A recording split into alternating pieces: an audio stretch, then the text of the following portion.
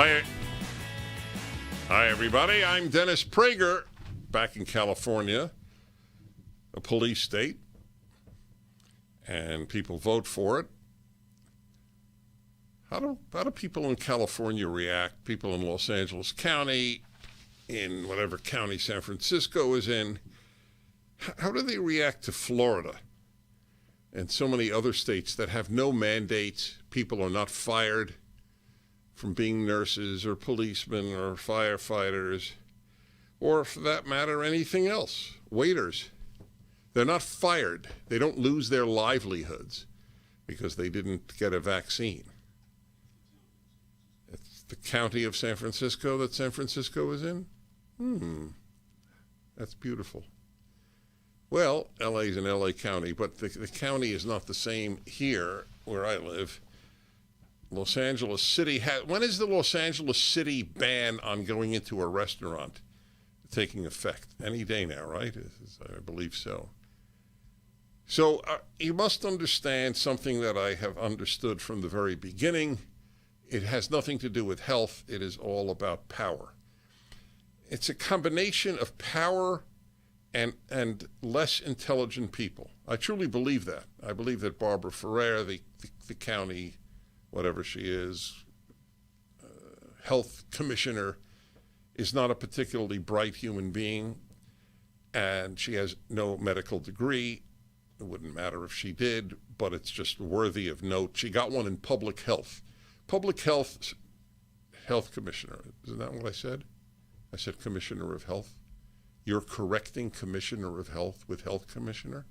For this, I returned to California? Okay, fine. Anyway, I regard a degree in public health as meaningful as a degree in education. Okay? They're on the level of a degree in gender studies or women's studies or almost anything that says studies. It means that you have been indoctrinated, not educated. And it starts today. I picked the right day to talk about this. Today, I don't live in Los Angeles City, praise the Lord. I live outside of Los Angeles City. But if I go into LA, I won't be able to eat in a restaurant. Mind-boggling. I have had COVID. Yes, contrary to the lie, L-I-E, lie, deliberate mendacity, whatever term you wish to use, of the CDC, which I truly believe I prompted because I said, and it got so much coverage, including a big article in the Washington Post of all places. You know, when I read it, I thought, why did they care what I said? I thought, no, maybe it's important. How do you like that? And anyway, it got to the CDC because I said I preferred natural immunity to vaccination. They said, no, vaccination is better. It's a big lie. Israel had a gigantic study. Israel, which is far more inoculated, vaccinated than this country, had a big study and showed people who had natural immunity, that is, who had had COVID, were less likely to have serious infection later. But it doesn't matter. We live in the world of lies. Wherever the left controls, there is a world of lies. There is no exception to that in the history of the left since Vladimir Ilyich Lenin. Потому что он сказал, что правда это правда коммунистической партии. He said that truth is what the Communist Party says it is. That's what it is in the U.S. Truth is what the left says it is. Okay. It's all about power. And that is the reason while people are mocked by the left, it's all the left does is mock. It has no arguments. Yes, freedom. Oh, the freedom to kill other people. Really? That's what it is? But I thought you had the vaccine. So why would you be killed by the non-vaccinated? And when you see those messages,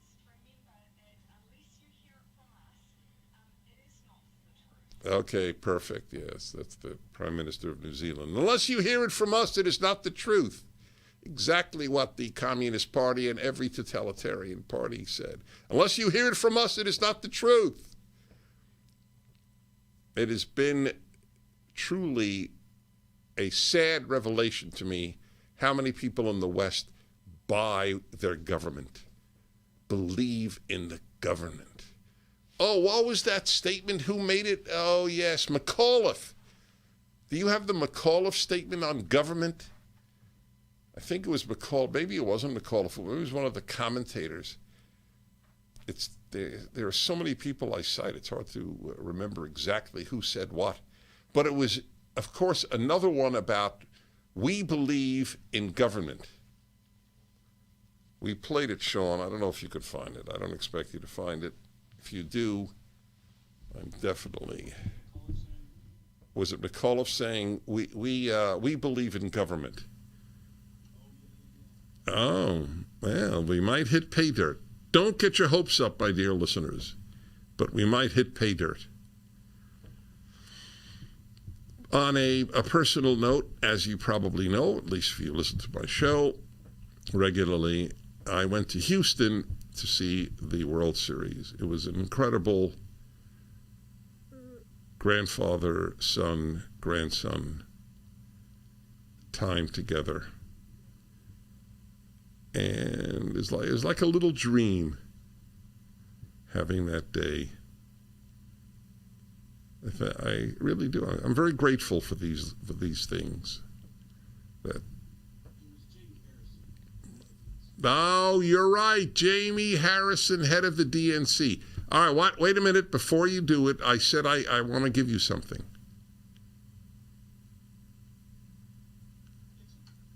No, I'm thinking. A tie.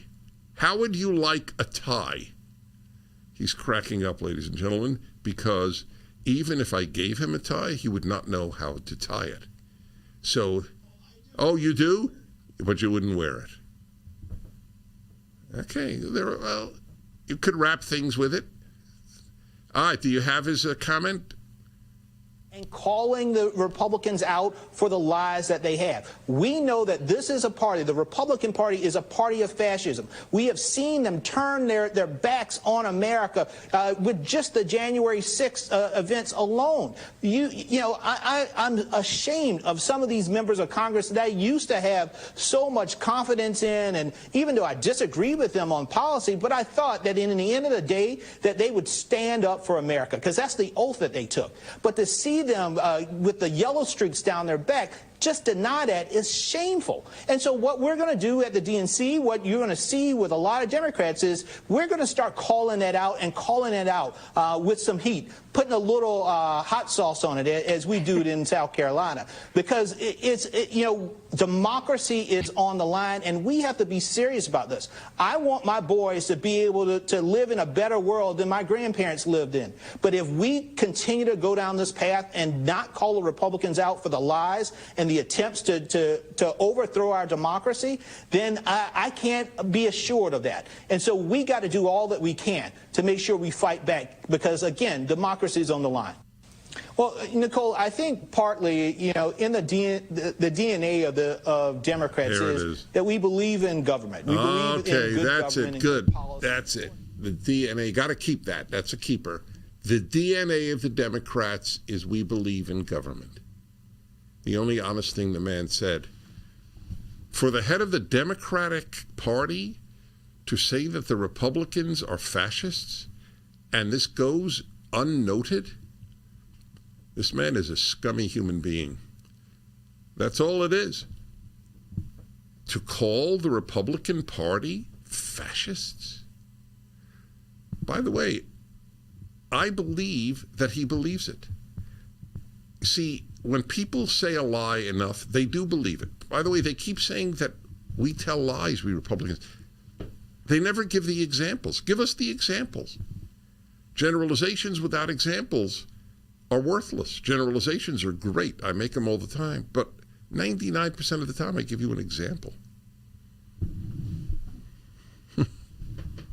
I think he believes it. And by the way, I had a question that I asked half a year ago. If you really do believe that Donald Trump was a fascist, neo-Nazi dictator, why wouldn't you cheat in an election? The DNA of Democrats is that we believe in government.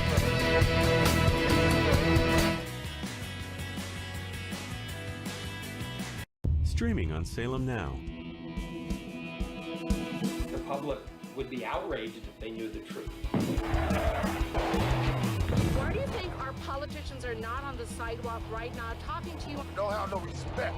The old wall randomly turns into a guardrail, followed by miles of open border.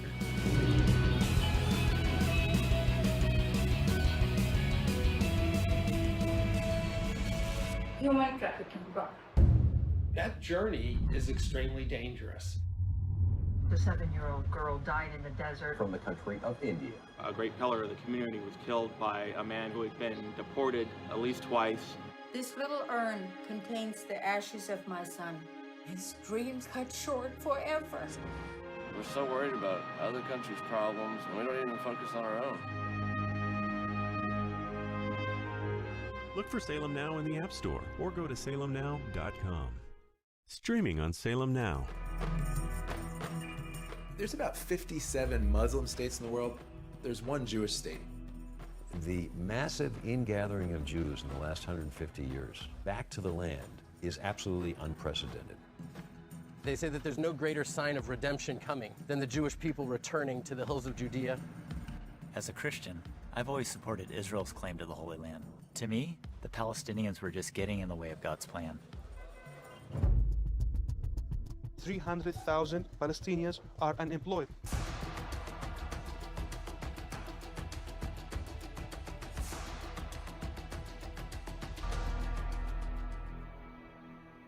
In spite of all the years of conflict, there's hope here, if you know where to look for it. Stream on your phone, tablet, or TV. Look for Salem Now in the App Store or go to salemnow.com. Judge Thomas, you solemnly swear to tell the truth, the whole truth, and nothing but the truth, so help you God. I did. I was under constant attack. You're not really black because you're not doing what we expect black people to do. This is the wrong black guy. He has to be destroyed. So you'd still like to serve on the Supreme Court? I'd rather die than withdraw from the process. Look for Salem Now in the App Store or go to salemnow.com. Man, I miss my father, and I want him to be here with me, but he's not. We all had something in common. A lot of us were miserable. We had no fathers in our lives. This is how I began the life of crime. I desired to have a father who would tell me that what I did was wrong. Look for Salem Now in the App Store or go to salemnow.com. I grew up poor, which is even worse than being poor. We would have sandwiches with no meat. My American dream entailed working hard and making $20,000 a year. But I surpassed that goal and became a corporate CEO. We'll all be able to say, free at last, free at last. Look for Salem Now in the App Store or go to salemnow.com.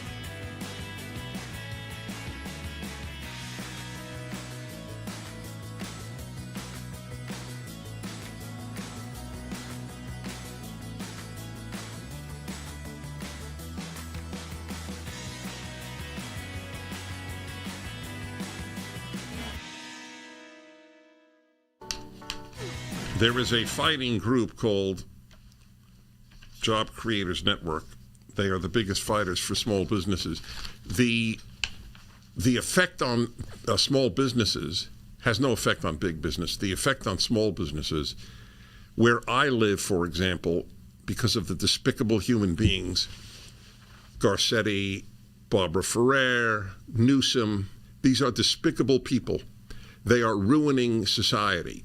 And the lockdown, I'll tell you about the lockdowns later. The devastation in human terms is exactly what I actually said it would be in March of 2020. I have been right all along on COVID, been mocked all along, right about natural immunity, right about the lockdowns, right about masks, and I've gotten a tremendous amount of blowback, but I sleep really well. Job Creators Network is the biggest fighter for small businesses. Please go to jobcreatorsnetwork.com, jobcreatorsnetwork.com. They're not asking you for money. They're asking you just to know what they're doing and support them by being on their list of supporters. jobcreatorsnetwork.com.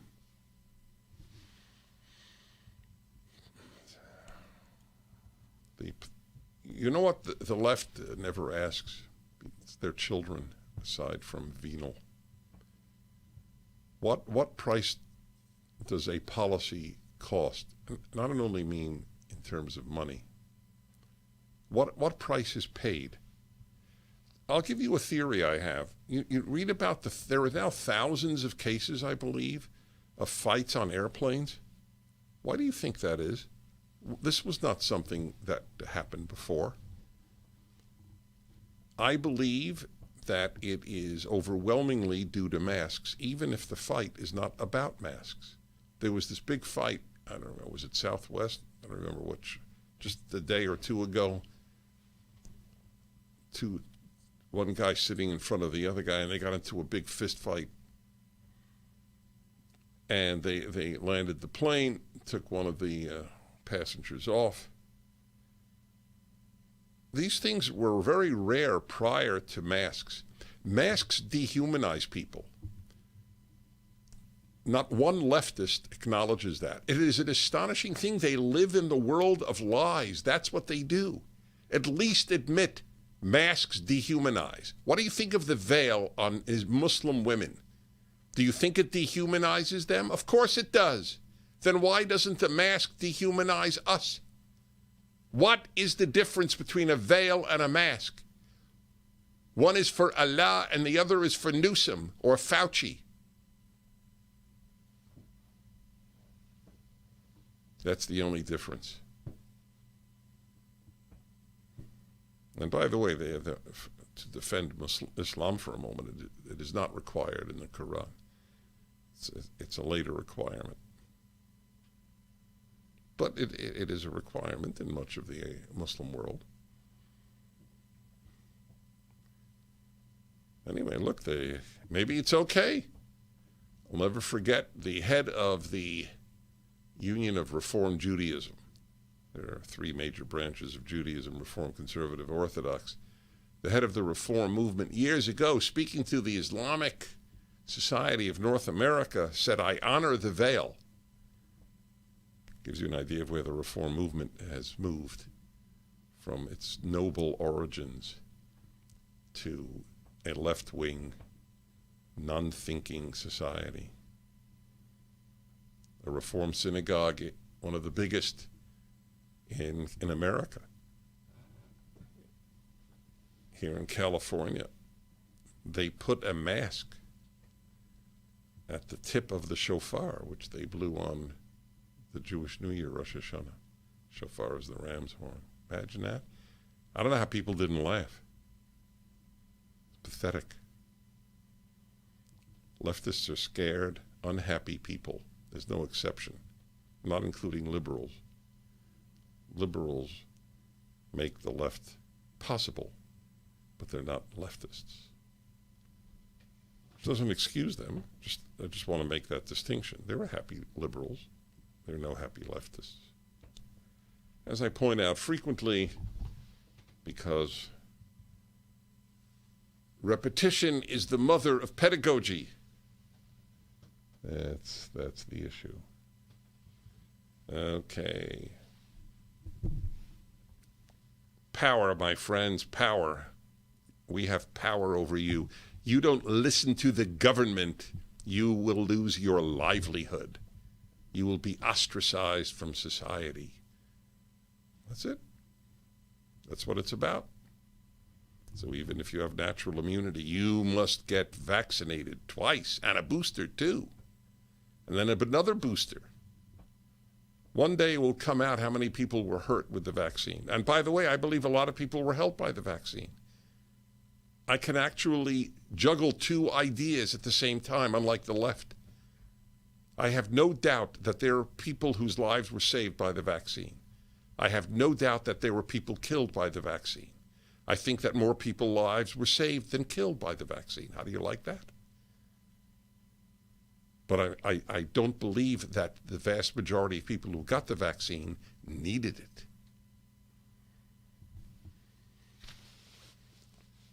And if you're lucky enough to have had COVID without any severe repercussions, you're in the best position of all. Immunity without vaccine. I am in that blessed state. 1-8 Prager 776 877-243-7776. Voters cancel the war on police, Wall Street Journal. With crime surging in many cities, voters rejected the anti-police left this week. Minneapolis was the birthplace of the Defund the Police movement, but on Tuesday, more than 56% of voters rejected a proposal to abolish the police department. More than 56%? See, I want you to know how I read that, however. While obviously I'm happy about it, 44% of voters in Minneapolis voted to abolish the police department. That's how I read it. Nearly half of the people of Minneapolis are morons, are nihilistic fools. That's sad. Nearly half of the people of Minneapolis believe that fewer police means less crime. Do you know how stupid you have to be? How do you become that stupid? So it's not a matter of brain matter. I believe everybody has, 99% of people have sufficient brain matter.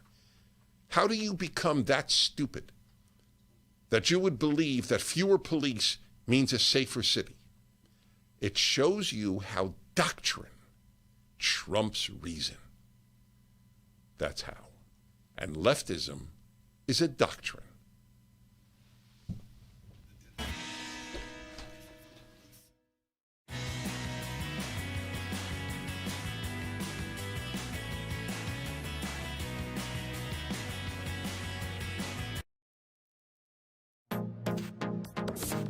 Trending now on the Eric Metaxas Show. It's not just about saying I have a right in this country to not have the government not allow me to go to church, but also that the government cannot compel me to participate in any sort of event, including a vaccine, by the way, that goes against my sincerely held religious beliefs. And so it should just be a matter of course that if you have a conscious objection, then you can say, I, as a Christian, as a Muslim, as a Jew, as any sort of religion, I mean, this covers all religions, by the way, all faiths, all sincerely held beliefs, you should be able to say, I decline to be coerced into participation. But what we're seeing is that a lot of employers are not only requiring a lot of information for people to say, well, you have to justify your religious exemption. We're also seeing that they want this so-called, what they're calling an interactive process. That's basically an interrogation. I have clients right now that they have filed for a religious exemption on the basis of we're pro-life, that's what the Bible teaches, and I cannot take this vaccine. And the Human Resources Department, from the legal counsel of these employers, want to sit down and basically interrogate them and say, is this really a sincerely held religious belief? And they're using this as a pretext to try to deny religious exemptions. It's absurd, and I hope that when there are more lawsuits filed, like just today, In Texas, United Airlines was forbidden from enforcing their vaccine mandate against employees who are claiming a religious exemption. So we're already seeing that the courts are protecting this, but hopefully it'll be more than just Texas. Keep up with what's trending. Subscribe today at rumble.com.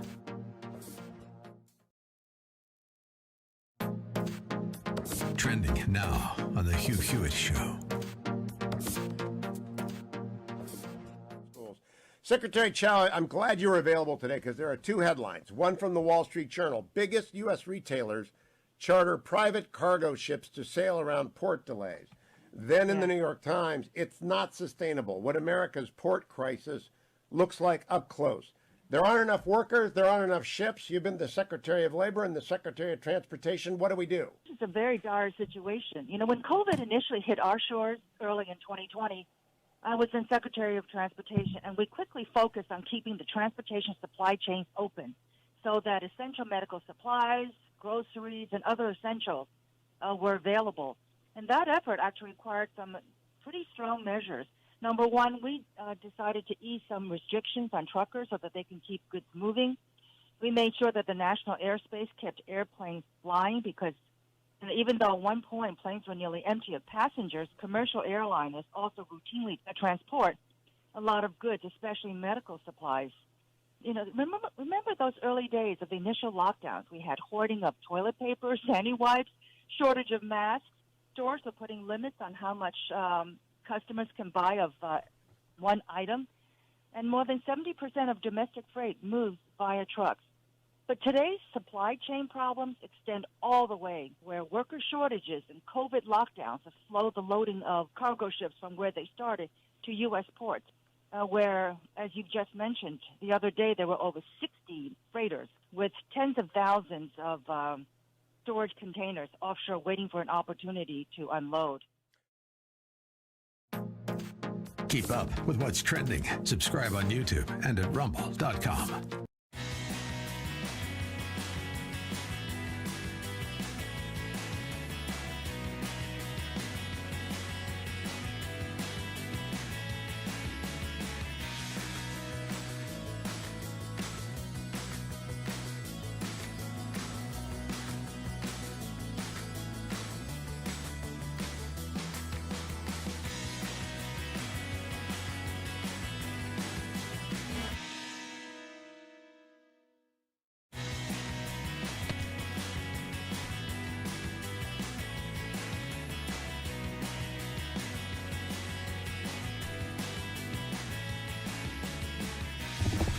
I'm reading to you from the Wall Street Journal.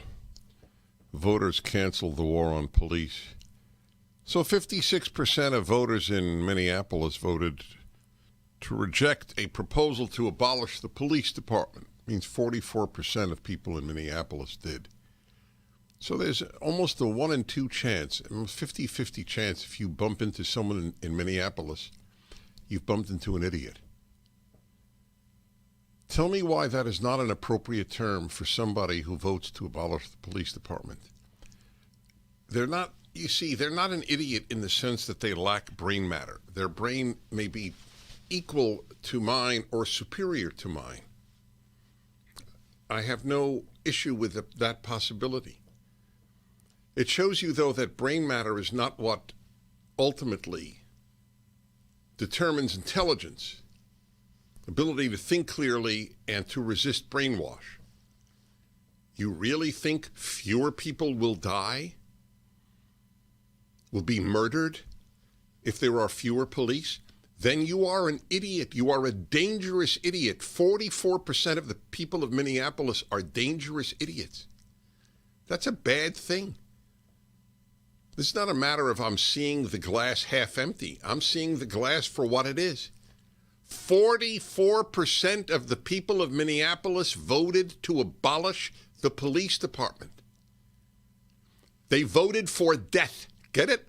Murder, not just death, murder. They voted for theft. They voted for rape.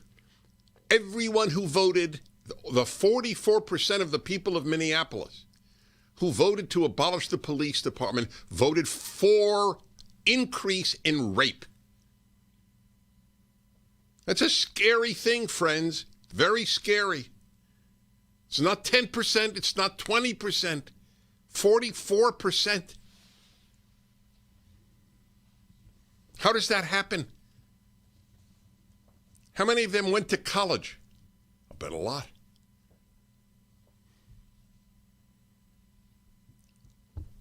Same in Seattle, of all places. The city was still tallying ballots on Wednesday, but as of this writing, moderate Bruce Harrell was trouncing progressive M. Lorena Gonzalez, nearly 65 to 35% in the race for mayor. Mr. Harrell promised to rebuild the police department. Okay, 35%. We're getting into Elvis Presley is still living territory. I can live with that. 44% is scary, 35%. Okay. That 1/3 of my fellow citizens are dangerous fools, I can live with. Nearly half is tougher. Mr. Harrell promised to rebuild the police department, restore public order, and refused to tolerate property destruction. Ms. Gonzalez was president of a city council that slashed the 2021 police budget by nearly $35.6 million. More than 300 officers have resigned or retired in the past 2 years. Seattle has seen some 443 shootings this year. 443 shootings in Seattle this year. This is only the beginning of November. Or if you don't like only, it's the beginning of November. In all of 2019, you have to do the pre-COVID year, 332. Went from 332 to 443, and we're not done yet. It's probably reached 500, at least. Feces litter the city streets. Now, let me ask you a question, folks. Do feces litter streets run by the right or by the left? Can we have the timer shown, please? I want listeners to have the time to meditate on the question I just posed. Would you assume that a city with human fecal matter ubiquitous on its streets is run by the left or the right? I guess we don't have our TikTok. Okay. All right. Give me the buzzer, because we took our time. Buzzer. This was not on the top of the list of things to press. Okay. Yeah. All right. That didn't go over well. The mechanics just weren't there. Nope. So, it's a good question, isn't it? Ask that to your a friend who's a Democrat. Cities with fecal matter are more likely to be run by Democrats or Republicans. ReliefFactor.com, 800-500-8384. Relief Factor is a sort of miracle. Doctors made it. I met the chief doctor. This guy's he's a very bright man, and he's committed to reducing human pain. Not a bad combination, because it works. Try it for 3 weeks. You'll know in 3 weeks if it works. It's how fast it works. Doesn't work, cancel your order. Does, in any case, you've just spent $19.95 for a 3-week try. ReliefFactor.com, 800-500-8384.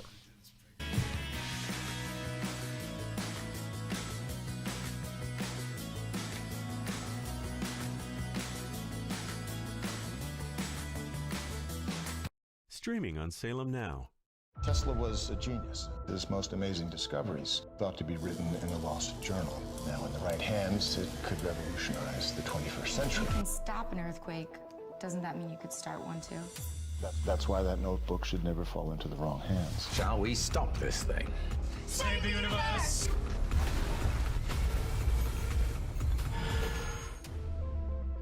Look for Salem Now in the App Store or go to salemnow.com. Streaming on Salem Now. The public would be outraged if they knew the truth. Why do you think our politicians are not on the sidewalk right now talking to you? Don't have no respect. The old wall randomly turns into a guardrail, followed by miles of open border.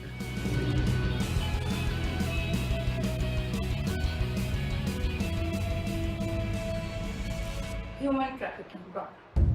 That journey is extremely dangerous. The 7-year-old girl died in the desert. From the country of India. A great pillar of the community was killed by a man who had been deported at least twice. This little urn contains the ashes of my son. His dream cut short forever.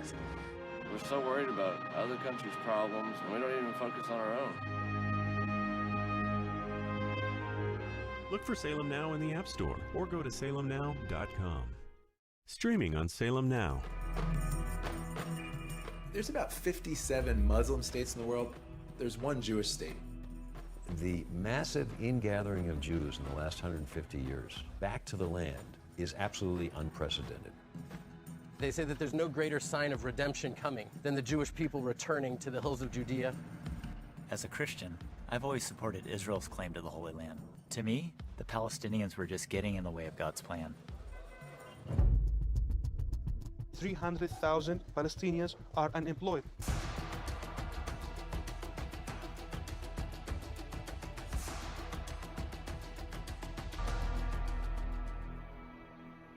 In spite of all the years of conflict, there's hope here, if you know where to look for it. Stream on your phone, tablet, or TV. Look for Salem Now in the App Store or go to salemnow.com.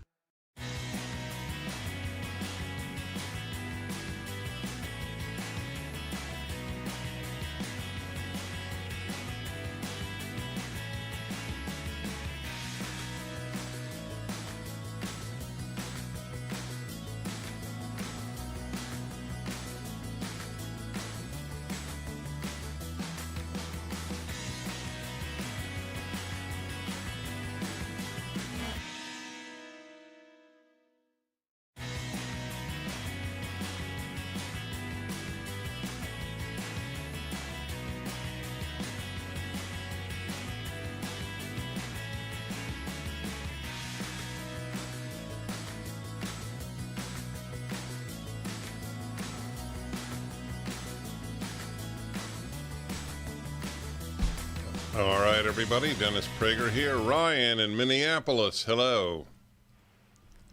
Hey, Dennis. I think you're being a little hard on Minneapolis right now. I think the measure was very vague, poorly written. I don't think the 46% of people voting yes is strictly that they want to defund and abolish the police. I think they're still reeling from George Floyd, and I think that they just wanted to see change, and I think that's where you get the yes vote. I don't think everybody's stupid in Minneapolis. I don't think everybody is. I think 44% are. Okay, you have a more charitable view of the 44%. You think they're stupider than I do. They didn't understand the proposition. That's your defense of 44% of your fellow citizens. Let me just say something. I crap on L.A. I was going to go under another aspect of the public safety. Yeah. Okay. All right. That's your read of it. Okay. Fair enough. Okay. It's not the Wall Street Journal's read. It's not anybody else's read but Ryan's. 44% of your fellow citizens wanted to abolish the police as it now exists. They wanted to substitute some government agency. Okay? I don't understand why you defend people in Minneapolis because you live there. I don't defend L.A. for voting for Eric Garcetti. I don't defend L.A. for voting for Gascon, this despicable George Soros-funded district attorney. I didn't even root for the Dodgers when they were in the playoffs, and I said why. I don't like my city. It's become a scummy place to live. I'm sorry to say it. I loved it when I came here. The left has ruined a great city called Los Angeles. If you can't acknowledge that about Minneapolis, I'm sorry. Unbelievable. People defend their city. I don't defend my city. I defend truth, decency, and goodness. That's what I defend. L.A. has been ruined by the left.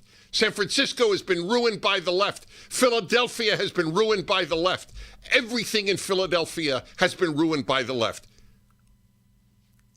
I will talk about Philadelphia later. It is astonishing, that city. It's astonishing. Not to mention New York. This is the problem, folks. People don't acknowledge how bad the left is. You know why? For my oldest insight. Because evil is not dark. Evil is so bright, people can't face it.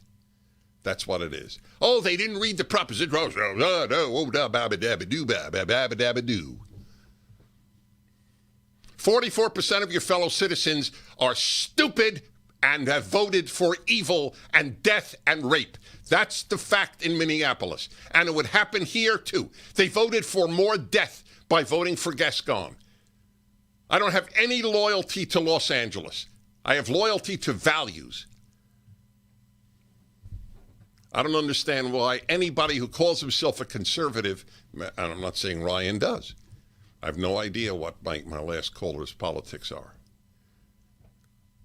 Maybe it's too painful to think that as you walk down the street of Minneapolis, there's a 4.4 in 10 chance that the person you're passing is a dangerous fool. Yes, it's disturbing. You don't fix things if you don't follow what is happening. The first thing you do when you want to fix a disease is identify the disease. You go to a pathologist first.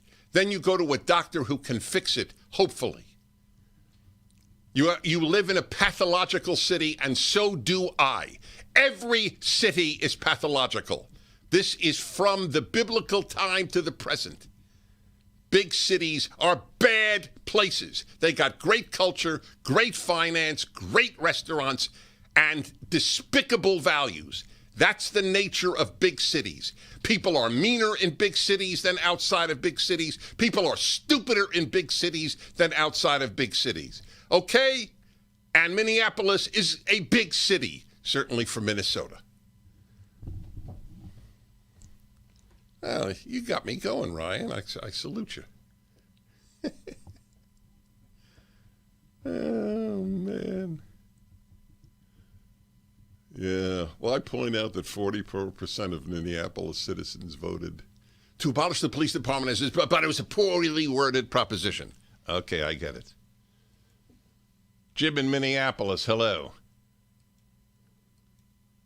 I don't know why Jim in Minneapolis is not coming up, but Jim in Minneapolis is not coming up. Okay. Because the screener is talking to him. Okay, that's a good reason. I wanted to take another Minneapolis call. I have calls from around the country here. All right, let me clear up some lines here. And we will have a better chance here. All right, here we go. Jim in Minneapolis, hello. Hello. Hi.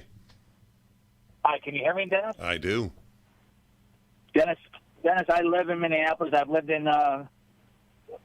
Both have been destroyed by the left. My reason for coming to back to Minneapolis was because it wasn't Detroit or Chicago at that time. In the matter of a year, Dennis, the city has been destroyed. Millions and millions, if not billions of dollars have been spent on new freeways throughout Minneapolis. There are, anytime a new wall goes up, graffiti almost immediately. Mm-hmm. It's not up, it's left alone. The city is destroyed. Your last caller is running through his life wearing these rose-colored glasses. I'm going to hang up and let you comment. All right. Yes. No. That's exactly right. By the way, graffiti is always a symbol of what James Q. Wilson, may he rest in peace, a great man whom I knew pretty well. He was, to my great pleasure and honor, he was a listener to my show. We had dinner, he and his wife and I, a number of occasions. Broken windows theory.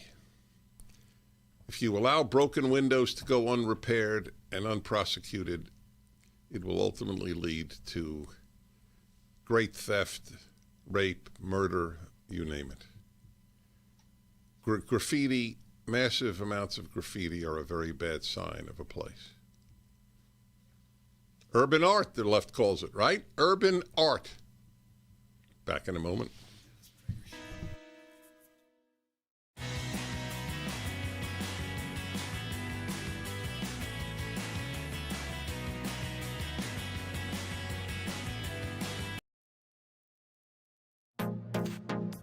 Trending now on The Hugh Hewitt Show. Secretary Chow, I'm glad you were available today because there are two headlines. One from the Wall Street Journal. Biggest U.S. retailers charter private cargo ships to sail around port delays. Then in the New York Times, it's not sustainable. What America's port crisis looks like up close. There aren't enough workers. There aren't enough ships. You've been the Secretary of Labor and the Secretary of Transportation. What do we do? It's a very dire situation. You know, when COVID initially hit our shores early in 2020, I was then Secretary of Transportation, and we quickly focused on keeping the transportation supply chains open so that essential medical supplies, groceries, and other essentials were available. And that effort actually required some pretty strong measures. Number one, we decided to ease some restrictions on truckers so that they can keep goods moving. We made sure that the national airspace kept airplanes flying because even though at one point planes were nearly empty of passengers, commercial airliners also routinely transport a lot of goods, especially medical supplies. You know, remember those early days of the initial lockdowns? We had hoarding of toilet paper, sandy wipes, shortage of masks. Stores were putting limits on how much customers can buy of one item. And more than 70% of domestic freight moves via trucks.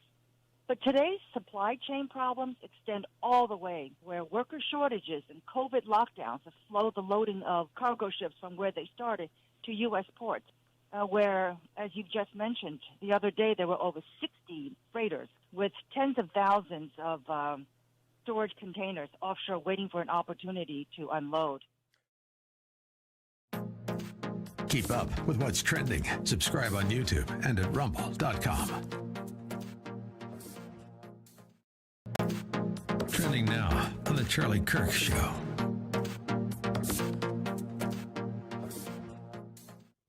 So who wins when there is a clash on the left between separate preferred activist groups? Who gets preference? Who wins? Now, on the left, they have a hierarchy. Not any different than a hierarchy that you'd have in any sort of organization. You see, when the left has a moment of disagreement or conflict, it is very important to realize that there is a structure of what matters more than something else. Keep up with what's trending. Subscribe on YouTube today.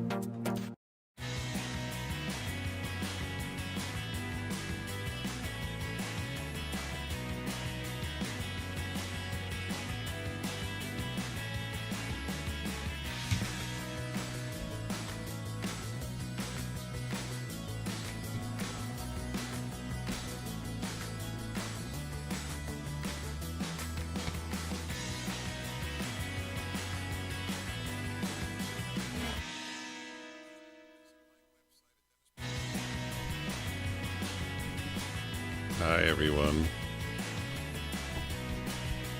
Reading to you from the Wall Street Journal led to that great impassioned response on Minneapolis. You got to read my column. I don't know, it came out a month ago on how bad big cities are. They are. I grew up in the biggest, New York City. By the way, benefited immensely from its culture. It's where I learned to conduct orchestras at the New York Philharmonic Library. I loved the bookstores. I loved the culture. But there's a lot of rotten ideas that come from New York. Just look at New York University. Look at Columbia University. Well, but it's true for almost any university. But especially in the big cities.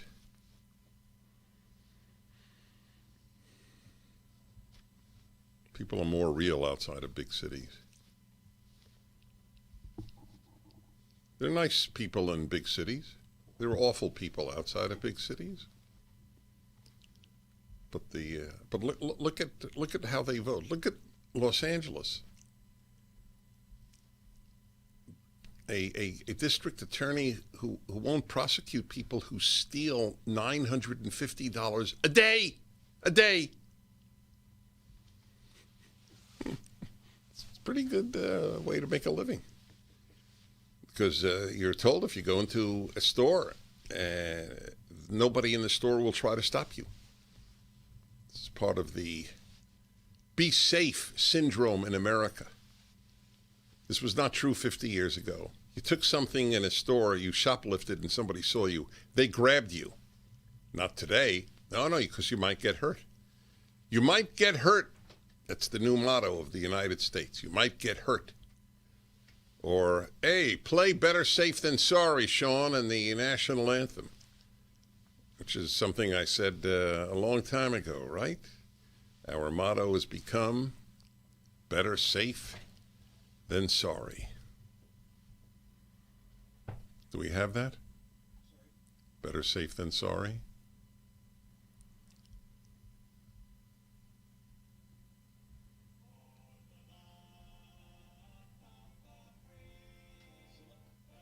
Safe and sorry. Yes, this is what I noted years ago. Everything is born before. The leftist ideas were conceived a long time ago. They have now come to fruition. But there is hope, my friends. And Virginia is only the tip of the hope.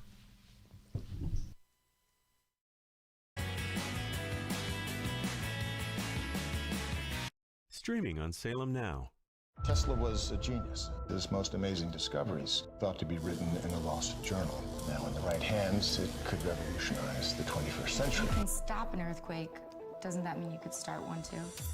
That's why that notebook should never fall into the wrong hands. Shall we stop this thing? Save the universe!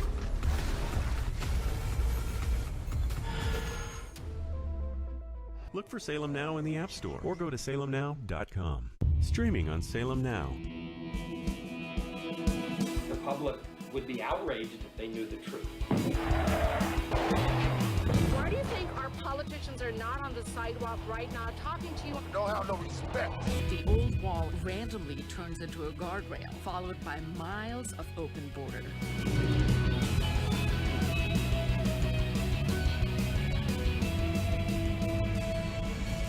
Human trafficking.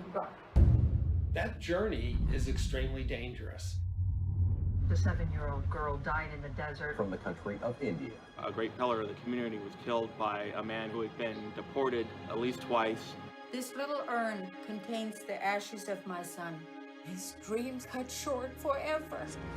We're so worried about other countries' problems, and we don't even focus on our own.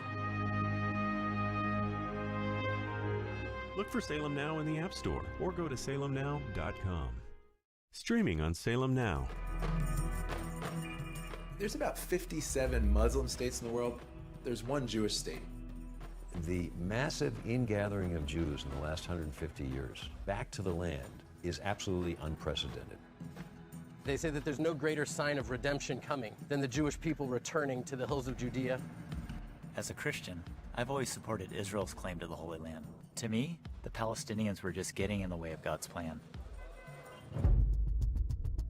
300,000 Palestinians are unemployed.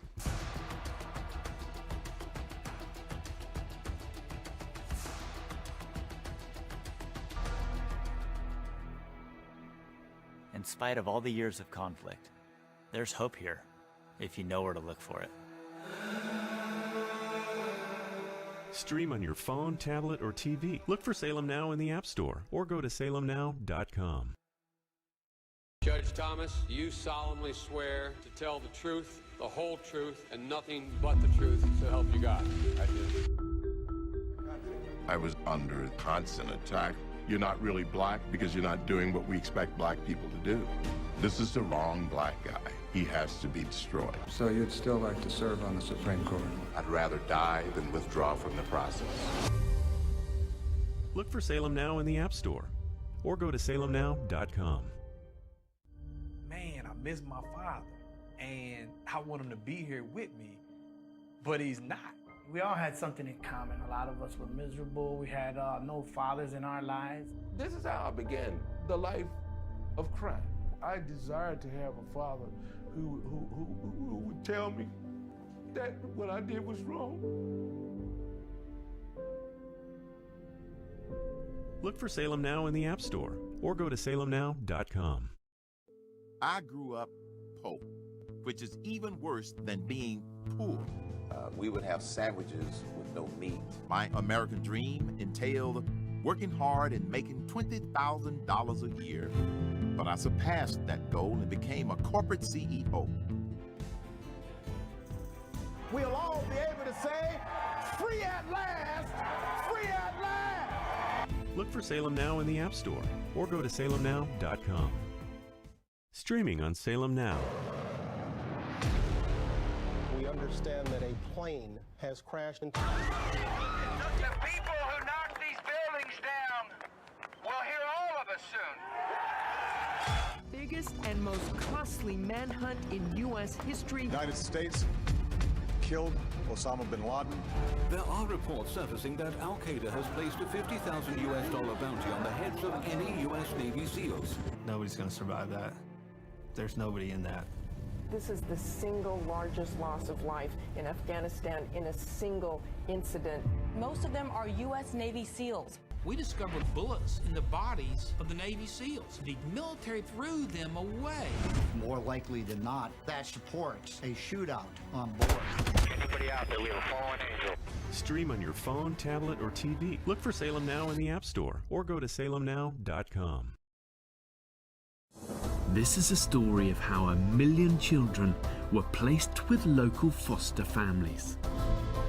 Parents from all walks of life share their stories of overcoming the one-child policy by taking in orphans. At a time where there's so much negativity and cynicism, here's proof that a single leap of faith can change the world. Look for Salem Now in the App Store or go to salemnow.com. This is why we're fighting for the soul of America. You should be able to share ideas without fear of being fired from your job or shouted down. You are not to be heard. This is one of the few things we have no precedent for in the United States. You have the right to remain silent. Look for Salem Now in the App Store or go to salemnow.com. This is Carol Platt-Liebau for townhall.com. 30 years have passed since Justice Clarence Thomas was confirmed to the U.S. Supreme Court. His tenure there has been consequential indeed. He's the court's foremost proponent of natural law, an understanding that our individual rights are transcendent and come from God. This understanding undergirds his approach to the Declaration of Independence and the Constitution, powerfully informing the justice's unyielding commitment to limited government and equal justice before the law. Over the last 5 years, Justice Thomas has authored more opinions than any of his colleagues on the Supreme Court. His influence only continues to grow, and he's beloved by the scores of people who know him. He knows the names of the children of the marshals who guard the courthouse. He's mentored generations of clerks, treating them like family, and his distinctive, hearty laugh rings out within his judicial chambers. May God bless this great, good, and brilliant man, and may he serve on the court many years longer.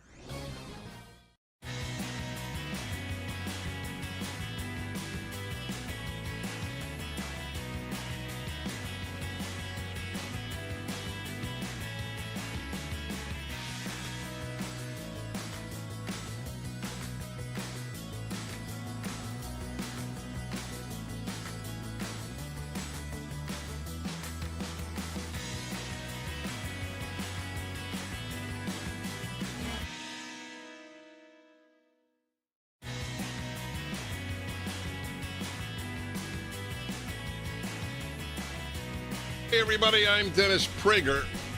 Got a lot to talk to you about. I'm going to go to my guest, and you all know in a moment. Just want to share one thought that I had last hour that hit me yesterday. I fly a great deal.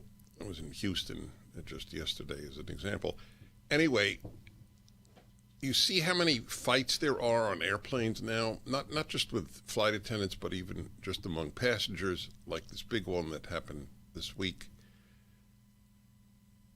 Why the great increase? I think the answer is masks. I think masks dehumanize. I think breathing your own air for 4 hours, 5 hours has an effect on a lot of people. So masks are not only medically worthless on airplanes and in airports and elsewhere. They're okay in surgery because they have a different function. It's not to prevent virus. But they're not only worthless, they're actually harmful. Masks on 2-year-olds is harmful and stupid. So I'll have more on that. I want to go to my guest. Man, I have great respect for Brian Kilmeade, co-host of Fox and Friends.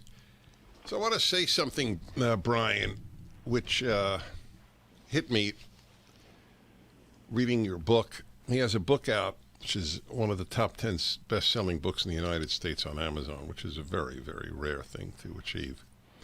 The President and the Freedom Fighter, Abraham Lincoln, Frederick Douglass, and their battle to save America's soul. I can't think of a more appropriate book for this time. So I was thinking, Brian, I wonder how many people in your position, in an analogous position that you have on Fox, how many on CNN or MSNBC have written a book of history?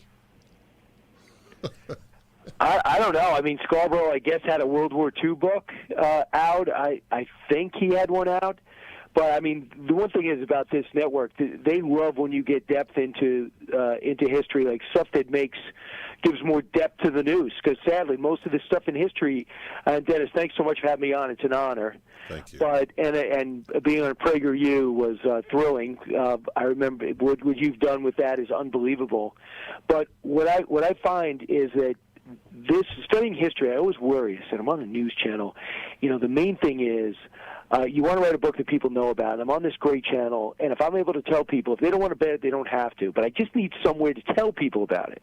But I'm saying to myself, how am I going to get on the news and not ask for a favor from Hammer or Hannity to come on when I do a book? But I go, you know what? Even if I only sell 5 copies, I really want to see if I could do this.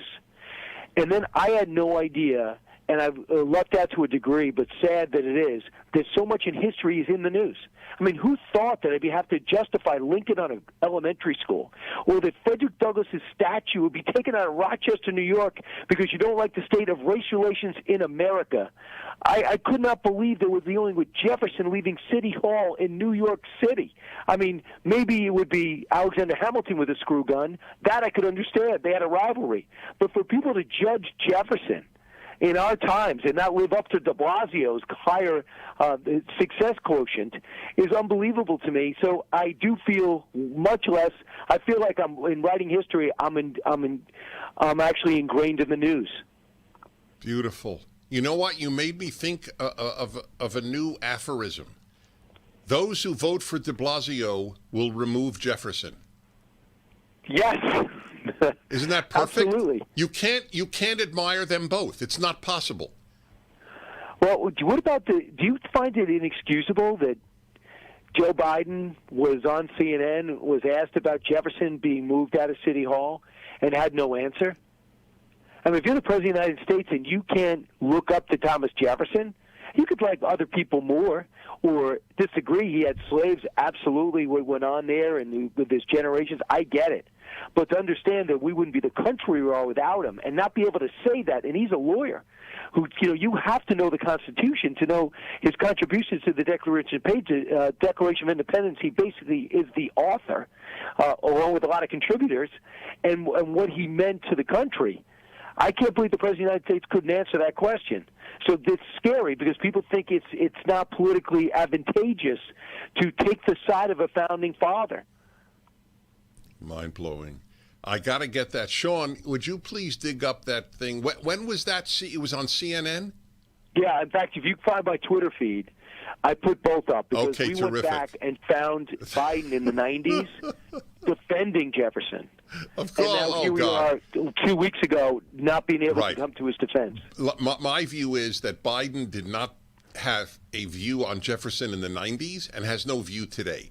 The man has one intent, his own betterment. There is nothing else to this man, in my opinion. We don't have to get into Biden, but I just want you to know it doesn't shock me. I don't think he believed what he said in the 90s. I don't think he believed what he didn't say right now.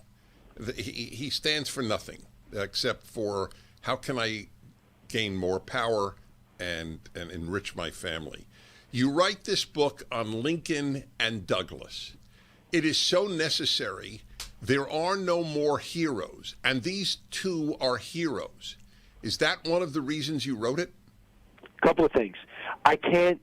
I'm looking at some of this great work by Lincoln. They're literally, they mail stuff to you, Dennis, all the time, too. But I get so many books on my desk about Lincoln, and each title is a little bit different, a little bit more intriguing, but I said I can't do it better. And then when you see David Blight's book on Frederick Douglass, got Book of the Year, I'm saying to myself, I'm so glad he's getting the publicity and the interest, but I can't do it better. So I said, let me try to take their relationship. Let me try to inspire people by showing what they came through to amount to anything in this world, let alone becoming the two most significant figures maybe in American history and in world history. I mean, I got pictures, people sending me pictures from Ireland of Frederick Douglass. Statues in London and in Ireland, and I understand they're in Germany. That's what an impression this guy made, who escaped from slavery in a second time in his teens, began to emerge 7 years later, had a biography out on himself, when it was against the law to teach a slave to read and write. So I wanted to inspire people on a grand level, so you can overcome obstacles. And Americans have in the past without a social safety net. When Lincoln's mother dies, as tragic that is 9, and his dad goes to get another wife and leaves him and his sister, there was no social safety net, and there was no social security to tap into or a form to fill out. In America, you were on your own. I am not saying we shouldn't have any, but just so you know, when determined to get an education to amount to something, we have a format here that enables it to happen. The opportunity to succeed or fail should be coveted, and if you read my hope, if you say, this book looks quick, I think I can get through this, unlike a Dennis Prager book, which is so much intellectually higher than I can write or read, which are fantastic, but I picked them up with two hands, and I go, wow, I don't know what it's like to be this type of deep thinker, but I wanted to bring these two parallel lives, see how they coincided, and what they meant to America at the time, and the backdrop is actually the Civil War, which is weird to say, but it was about what brought us through the Civil War. I'm not going to recreate the battles, but there is a special on November 7th on Fox News Channel at 10 o'clock, and I think it does a real good job of telling the story, and that's one of the reasons why I wrote it. They didn't hate. Frederick Douglass doesn't hate his former slave master. If he writes him and saying, I have no bitterness, I'm just wondering if you could help me with my birth date. There's a few things about my youth I don't remember, and I'm writing about it. If he could get over that, how dare we refuse to get over past sins of our first generation and second from 200 years ago?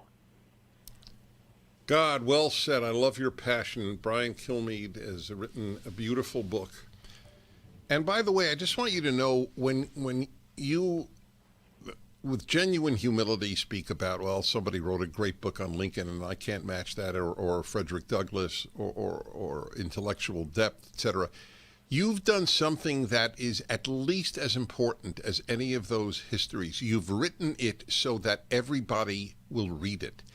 I want you to know, I admit this, my favorite books of history have been written by journalists, not by historians. Historians have this tendency to put every fact that they know of, what the guy had for lunch. I don't care what the guy had for lunch, on April 3rd, 1863. We'll be back in a moment. The book is up at DennisPrager.com. We need to explain heroes, my friends. One of my first sermons when I conducted, 15 years ago, when I began conducting Jewish high holiday services, was that kids don't have heroes. 15 years ago, I gave that speech. So the book is up at DennisPrager.com, The President and the Freedom Fighter. It's about Lincoln and Douglas. Back in a moment.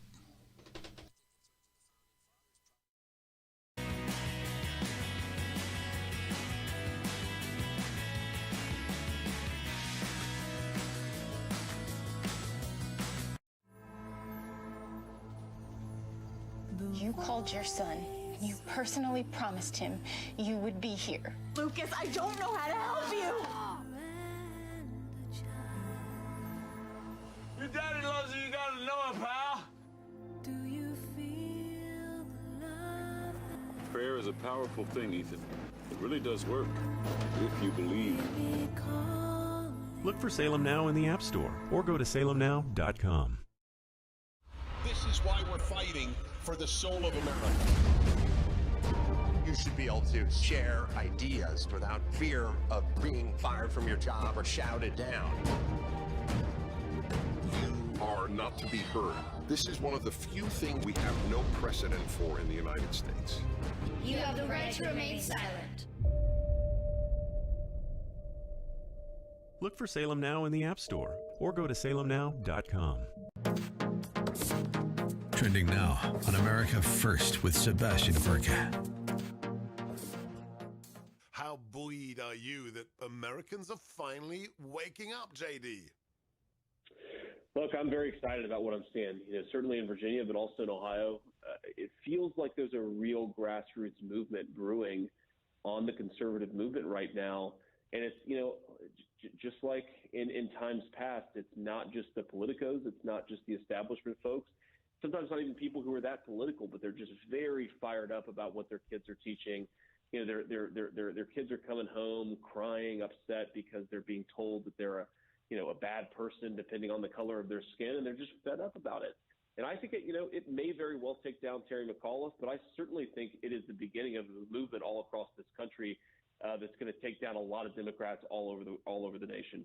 In the break, we were talking to my team here, and somebody said, "Well, it's neck and neck, and if Glenn loses by 3 points, that's a big deal in any other normal election." And here's the reaction I have, JD. There is no such thing as a normal election after 2016. Do we have any faith that there will be a normal election? Talk to us about the recent breaking news about Facebook and the censorship of conservatives. You've written a piece about it. How do we get back to quote unquote normal, JD? Oh man, we got a lot of work to do. Facebook did two things basically in the 2020 election, one of which we've known about for a while. They basically censored information that was negative about Hunter Biden and Joe Biden. They promoted information that was negative about Donald Trump. And I really believe that swung the election in a really important way. Keep up with what's trending. Subscribe on YouTube today. Trending now on The Larry Elder Show. Most white people would not vote for somebody if they thought they were racist. Why would it be in Donald Trump's best interest to be perceived as a racist? And by the way, Donald Trump got a smaller percentage of the white vote than Mitt Romney did 4 years earlier. Got a higher percentage of the black vote than Romney did 4 years earlier, higher percentage of the Hispanic vote. And in 2016, he got 8% of the black vote, an increase of 6% over the 4 years earlier when Barack Obama ran for re-election in 2012. And then in 2020, it went from 8% to 12%. That's a 50% increase in 4 years for somebody who's racist. Mainly it's for white people, because white people won't vote for a guy, most of them, if they think they're racist. Keep up with what's trending. Subscribe on YouTube and at rumble.com.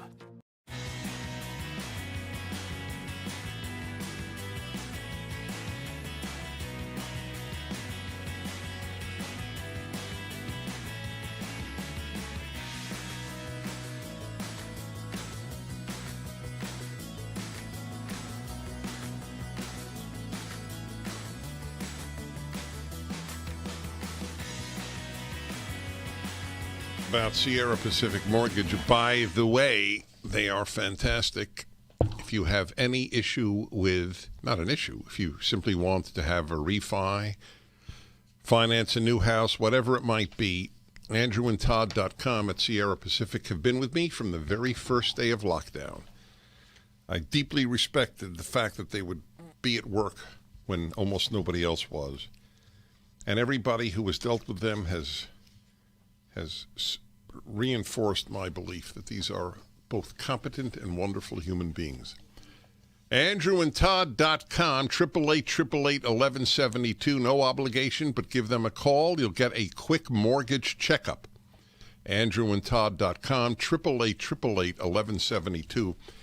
Brian Kilmeade of Fox and Friends has written a work of history which everybody should read. And apparently a lot of people are, since it's so high on the Amazon list. It just came out on Tuesday. Today's Thursday. I salute you for writing this about Frederick Douglass, and Abraham Lincoln, the president and the freedom fighter. This is exactly what people need. This is not made up, let's feel great about ourselves history, but it is true, and it is inspiring. So let me ask you for a moment to put on your contemporary hat, not historical hat. Do you think Election Day was a big deal? I think it really was a big deal. I think it's just, you know what it is? Less a win for Republicans, more the American people, where they said, you locked me down for a year unnecessarily. You contradicted yourself constantly. You influenced my life in a detrimental fashion in saying it's that you're out for my safety.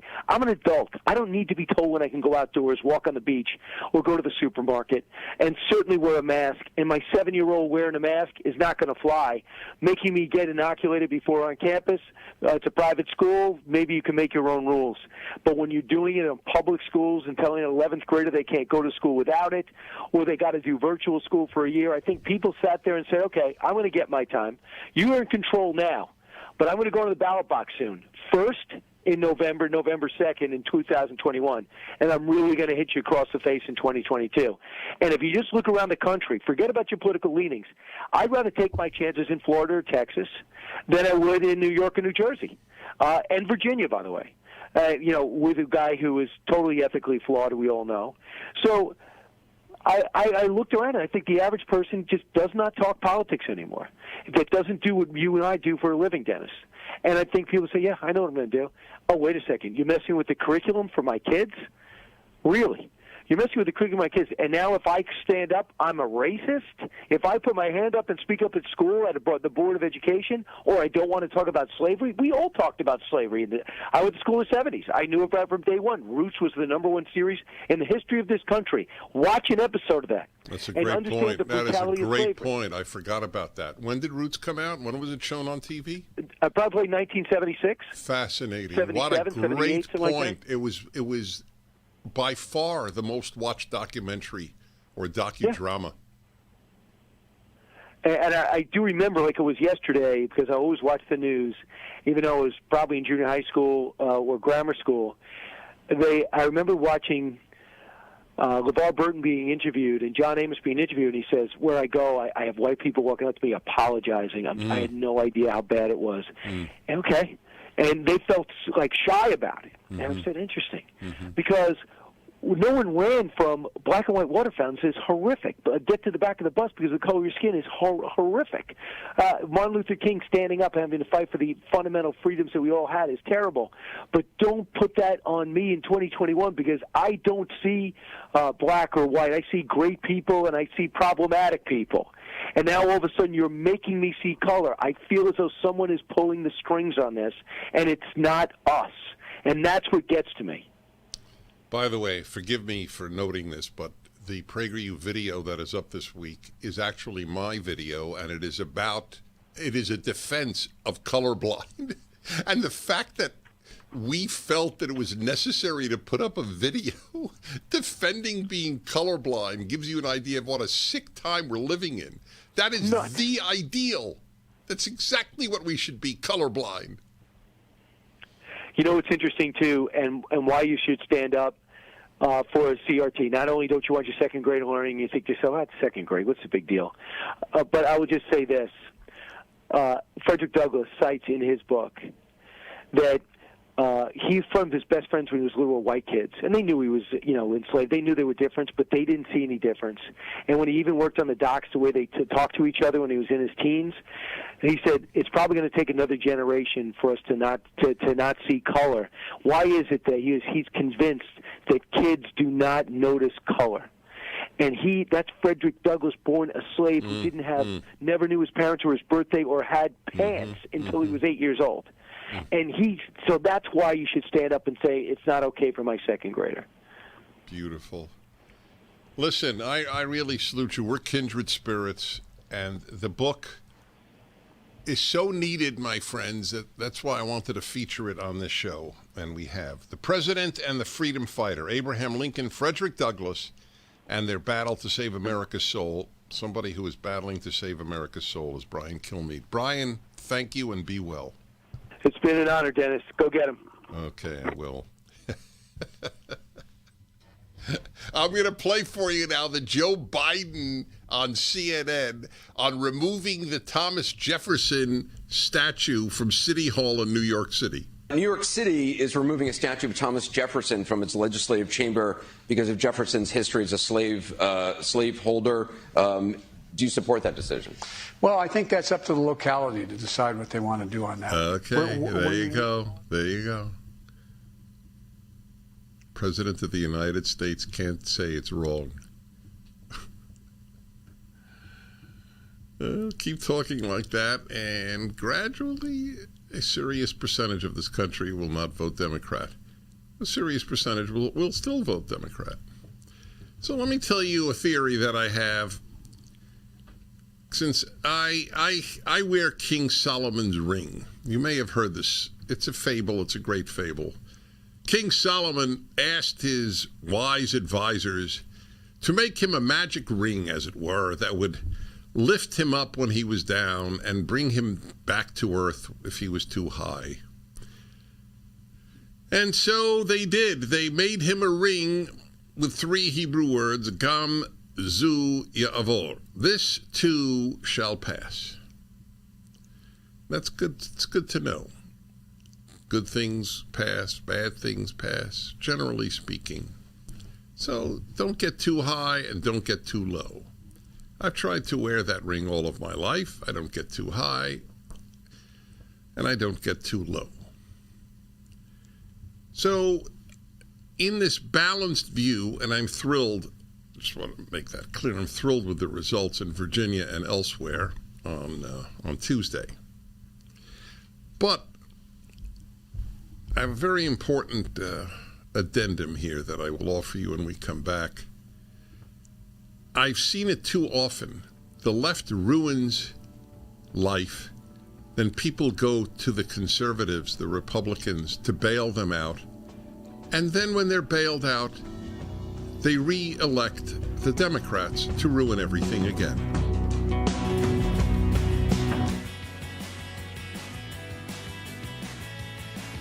Streaming on Salem Now. The public would be outraged if they knew the truth. Why do you think our politicians are not on the sidewalk right now talking to you? Don't have no respect.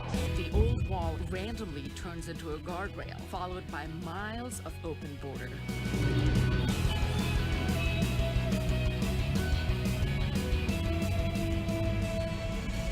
Human trafficking. That journey is extremely dangerous. The 7-year-old girl died in the desert. From the country of India. A great pillar of the community was killed by a man who had been deported at least twice. This little urn contains the ashes of my son. His dreams cut short forever. We're so worried about other countries' problems, and we don't even focus on our own. Look for Salem Now in the App Store or go to salemnow.com. Streaming on Salem Now. There's about 57 Muslim states in the world. There's one Jewish state. The massive ingathering of Jews in the last 150 years back to the land is absolutely unprecedented.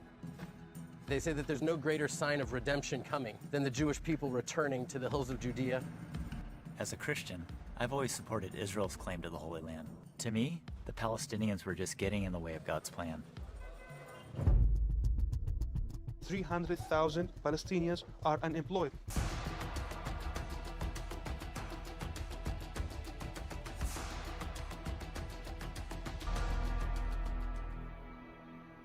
In spite of all the years of conflict, there's hope here, if you know where to look for it. Stream on your phone, tablet, or TV. Look for Salem Now in the App Store or go to salemnow.com. Judge Thomas, you solemnly swear to tell the truth, the whole truth, and nothing but the truth, so help you God. I do. I was under constant attack.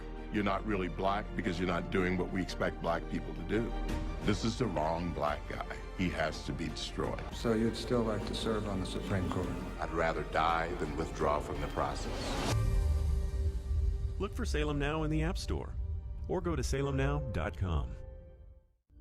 Man, I miss my father, and I want him to be here with me, but he's not. We all had something in common. A lot of us were miserable. We had no fathers in our lives. This is how I began the life of crime. I desired to have a father who would tell me that what I did was wrong. Look for Salem Now in the App Store or go to salemnow.com. I grew up poor, which is even worse than being poor. We would have sandwiches with no meat. My American dream entailed working hard and making $20,000 a year. But I surpassed that goal and became a corporate CEO. We'll all be able to say, free at last, free at last. Look for Salem Now in the App Store or go to salemnow.com.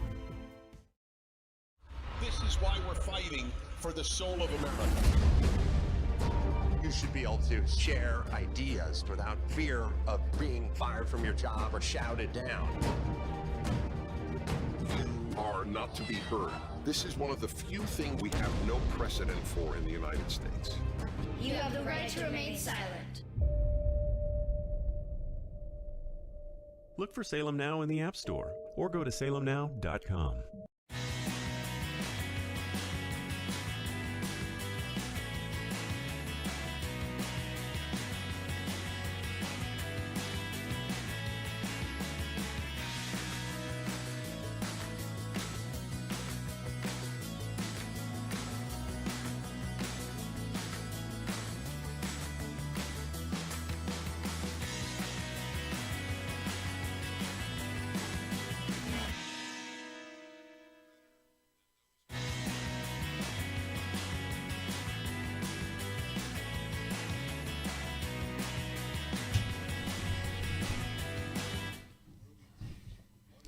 I only do about 1 out of 10 PragerU videos. 9 out of 10 are done by others, as it should be. So when I do one, I'm quite passionate about the subject and have a lot to say about it. Colorblind is such a subject. One of the truly enduring evils of the left is to say that color matters. It's an evil. It's close to pure evil, and it's a tremendous lie. I have a question I'd like to ask about that. If you know the color of somebody, tell me what else you know about that person because you know their color. You know their values, you know their intelligence, you know their goodness, you know their heart, you know their soul, you know their hobbies, you know their interests. You know what they do for a living, you know their religion. You don't know a damn thing about a person, do you? So race tells you nothing. Nothing. Race tells you nothing. Only the left and the Ku Klux Klan believe that race tells you something about people. And people still vote Democrat. They vote for the pure racist party. worse than racist, or as bad as racist, is their use of blacks for power and the black left that makes that possible. Anyway, you should see the video at prageru.com. You should show it to your kids. They should memorize it. So, I was telling you about what happened on Election Day is deja vu. Remember when New York, well, you may not remember, but you may know this from history, or you may not. Why was a Republican named Rudy Giuliani elected mayor of New York City? Because there was so much crime in New York City, because the Democrats had ruined the city. Then, as they have now. Remember, the left ruins everything it touches. There is no exception. From college to kindergarten, from arts to sports, to late-night television. Everything the left touches, it destroys. That's all the left knows how to do, is destroy. It has destroyed journalism. So they destroyed, or were on their way to destroying New York, so they voted in a Republican who fixed it up. And then they voted in Democrats again. That's what people do. That's why the Republicans have to make it clear when they win and when they lose. The left is destroying this country. You vote Democrat, you are voting to hurt the country. If they don't say that over and over and over and over, then Republican triumphs are very temporary. You call on us right after you discover the damage that the left, i.e. the Democrats, have done. We'll fix it up to an extent, and then you will vote for the left again. So the left, in effect, always wins, because they've always moved things over and then to the left. Government gets bigger and bigger. The Republicans may shrink it, but it's still bigger than before the Republicans got in. Sometimes the Republicans increase it, just not as much as the Democrats. Because people get addicted to government.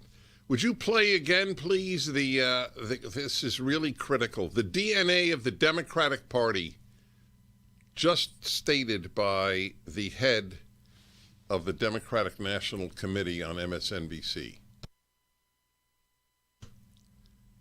Of the Democrats is that we believe in government. There you go. That was it. That's after calling the Republicans fascist. How could the Republicans be fascist when they have so much less interest in expanding their power? This is a classic communist and Nazi tactic. You accuse your opponents of what you are. When the head of the DNC calls the Republicans fascists, it's mind-boggling.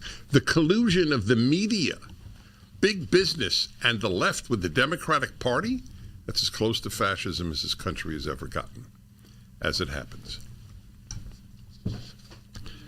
My friends, I asked Nerve Renew to advertise on my show. I had no idea if they'd say yes or no. They said yes. They knew who I was. They liked me. They trusted that if I liked a product, it would work, and it has. So here's the story in a nutshell. I have this tingling and numbness in an extremity, my case feet. Some people have it in hands. I've had it much of my life. Got special inserts for my shoes, which helped tremendously for years. Then read about Nerve Renew. 8 months later, I threw away the inserts. So if you have this tingling or numbness, hands or feet, 2 weeks for free you try, 1 year, a whole year money-back guarantee. Try NerveRenew.com. Try NerveRenew.com.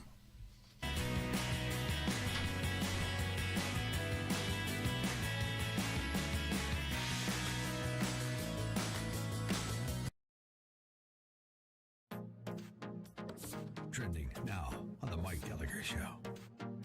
God has smiled on me. God has smiled upon me to be able to live most of my life in Florida, to be able to spend most of my days and about 90% of the pandemic, the first year and a half of the pandemic. And when I kept hearing about the misery of my friends in California and friends and family in New York and New Jersey, and I had the benefit of going back and forth a little bit, I saw the apocalyptic New York City. I mean, it was bad. It was horrible. Well, guess what? It was never that way in Florida. Never even came close. Ron DeSantis is a hero. Ron DeSantis is a true leader. And Ron DeSantis, and this is what happens when voters deliver somebody like Ron DeSantis. This is what Virginia can do next week with Glenn Youngkin. You think Terry McAuliffe is a fan of lockdowns? You bet your sweet fanny he is. You think Terry McAuliffe wants to tell parents to butt out of their kids' education? You bet your sweet butt he does. You think Terry McAuliffe is an out-of-touch, tyrannical, dictatorial Democrat? You bet he is. The metaphor of the two states, New York and Florida, that I got to experience over the last couple of years is a perfect metaphor for the difference between Republican and Democrat leadership. Keep up with what's trending. Subscribe on YouTube and at rumble.com.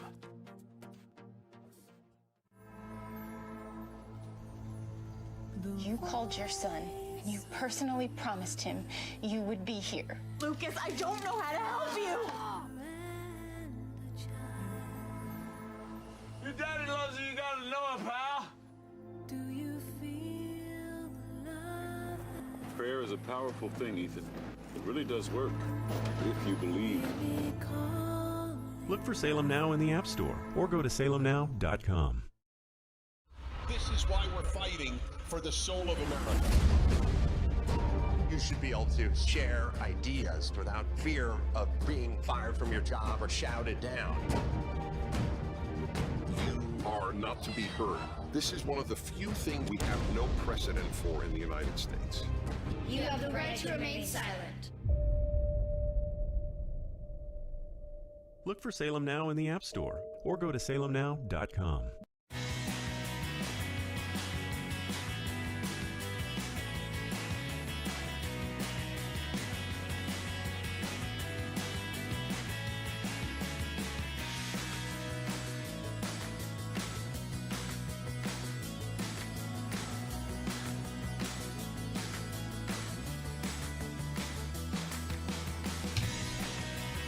Hey, everybody, listen to this. Dennis Prager here. Give you an idea of how the left has poisoned everything. Here's another example. New England Journal of Medicine, the most prestigious medical journal in the United States. And the November 4th issue. What is today's date? Hello, 4th. How do you like that? Today's issue of NEJM, New England Journal of Medicine. Yes, believe it or not, I get it in email every whenever they come out with a new issue. Racial and ethnic diversity at medical schools. Why aren't we there yet? So the very fact that they would even have such an article in the New England Journal of Medicine shows you how left-wing the New England Journal of Medicine is. But there's something worse than that. In the article, listen to this. Recent AAMC, that's American Association of Medical Colleges, I think it is, data suggest little improvement in representation among faculty. Okay. Now, it's not the numbers that I want you to hear. It's one word. 5.5% of medical school faculty are, and here we go, ready? Hispanic, Latinx, or of Spanish origin. That the New England Journal of Medicine would not say Latino, but would say Latinx,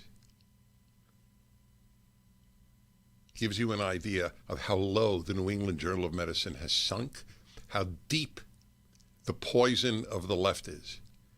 Is there any Latino who says Latinx? What the hell does that mean? What is it, a Latin Kleenex? What is it? Yeah, that's what it is. I figured it out now. It's a Latino Kleenex. Yeah, I just sneezed. Would you give me a Latinx? Latinx. That is how the New England Journal of Medicine refers to Latinos. Okay? So, once again, another example of how the left destroys everything it touches. That the editor of the New England Journal of Medicine would allow Latinx to appear in an article in his or her journal is all you need to know. But here is something else of interest. I look for patterns in life. So I said earlier, I threw out an idea when I talked about how rotten the big cities of the country have become. There is no exception. And the worst example, it's a competition. I mean, it's very tough. San Francisco, Los Angeles, Chicago, New York. But something that has come up repeatedly is Philadelphia. The rot that the left has made out of Philadelphia's culture is, I don't know if it's the worst, but it's up there or down there. What they've done to the Philadelphia Orchestra, what they have done to the University of Pennsylvania. So sure enough, this piece of crap article in the New England Journal of Medicine, guess where it's from? Where the authors are from. Departments of Pediatrics and Medicine, Perelman School of Medicine, University of Pennsylvania, and Children's Hospital of Philadelphia. Both in Philadelphia. I didn't think it was a coincidence that this left-wing piece in the New England Journal of Medicine with Latinx in it came from authors in Philadelphia. Here's another Philadelphia piece of news for you. Okay, let's see. I was reading to you from the Wall Street Journal piece. Yes, voters cancel war on police.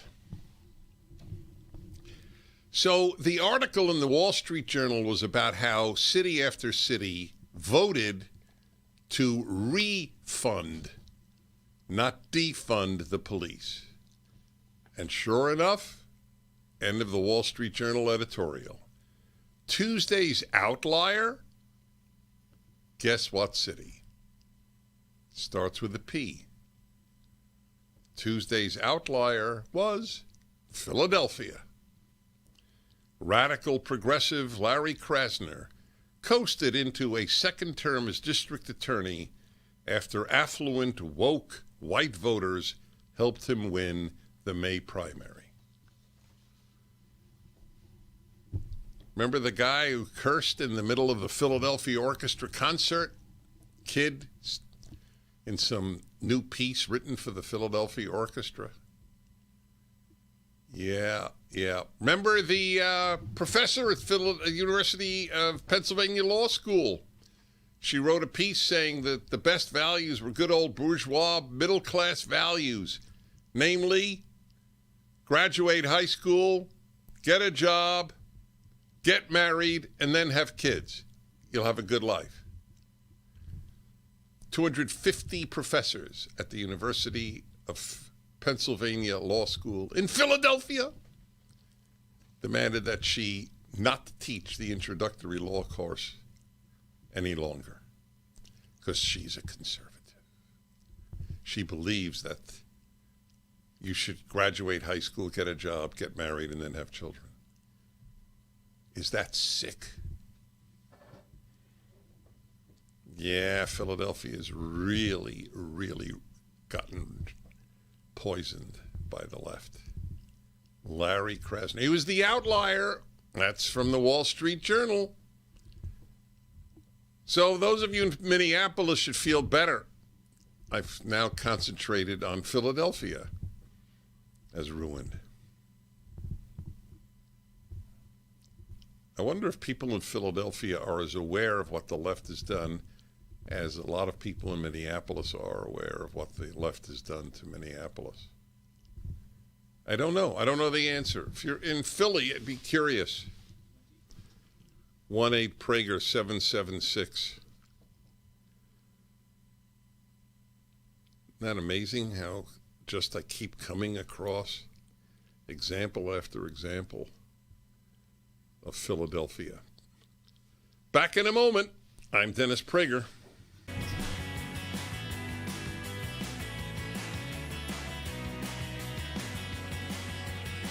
Streaming on Salem Now. The public would be outraged if they knew the truth. Why do you think our politicians are not on the sidewalk right now talking to you? Don't have no respect. The old wall randomly turns into a guardrail, followed by miles of open border.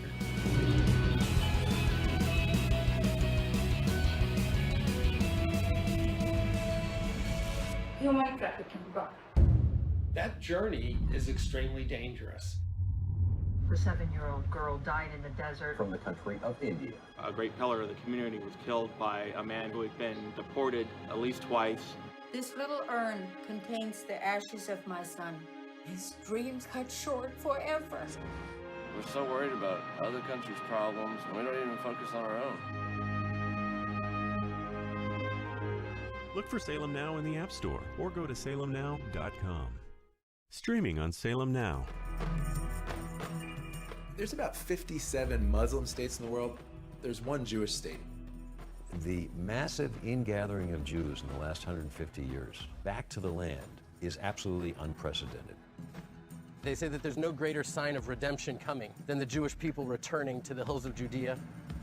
As a Christian, I've always supported Israel's claim to the Holy Land. To me, the Palestinians were just getting in the way of God's plan. 300,000 Palestinians are unemployed.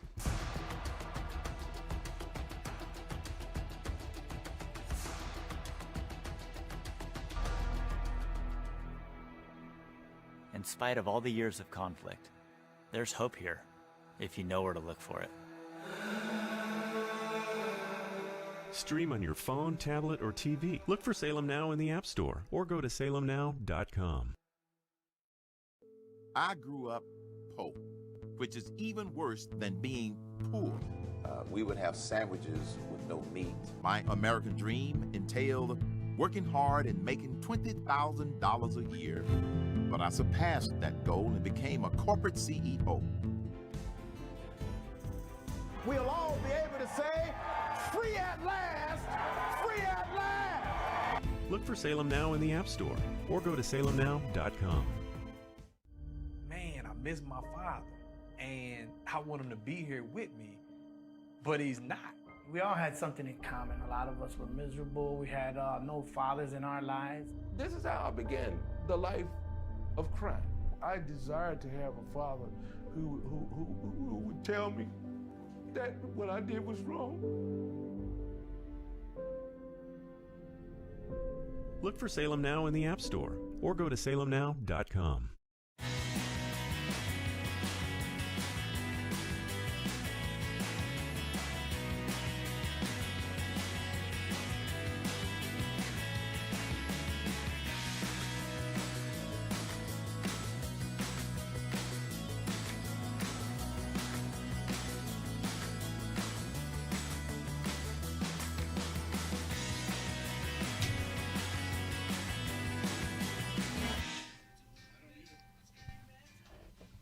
Yes, everybody, good to be with you. I'm Dennis Prager. Back from Houston and the World Series game with my son and grandson. Oh, it was a very sweet thing among many other things. I'm DP1, my son's DP2, and my grandson's DP3. Dennis Prager, David Prager, Daniel Prager. Just worked out that way. It was not at all done consciously. Isn't that interesting? Yeah, I think it's interesting. I asked myself, is that interesting? And I basically answered it. That's interesting. Who had more fun at the game, asks my engineer. DP3? Well, you should say DP3, DP2, or DP1. No. There was no work. It was just pleasure. The answer is DP3, but DP2 and 1 had a great time. But he got a ball, by the way. Yep, our dear friend with the Braves, Walt. Yes, Walt Weiss, who's a very special human being. Really, his whole family is special. I had the honor of sitting next to his wife and 4 grown sons. Anyway, gave him a ball signed by FF, the greatest, the MVP. I'm not into baseball. Yes, Freddie Freeman, signed by him. Oh, he wasn't the MVP? All right. Oh, you're right, Jorge Soler, who's from Cuba, right? Yeah, I think that's right. The whole thing was beautiful. Gene in Philadelphia, hello. Yes, I had to call. I told your screener I felt my cheeks burn when you spoke about Philadelphia. It's bad, Dennis. And nobody mentions it. I was born and raised, and my son-in-law recently graduated University of Pennsylvania, and several friends graduated University of Pennsylvania. And my son-in-law and daughter have moved out to Bucks County. They're in Center City. The crime is devastating. The Black Lives Matter thing last year, their house was ruined. It's so bad, and nobody mentions it. It's a secret. Yes, exactly. Thank you. That's why I mentioned it. Yes. I mean, just constantly, it's references to Philadelphia as the sickest ideas coming out in proportion to any given city. I don't know why. I have no idea. But it's another place to avoid if you want goodness to prevail in your personal life. Really something, isn't it? Philadelphia, city of brotherly love. Declaration of Independence, and so much more. The Liberty Bell should be moved.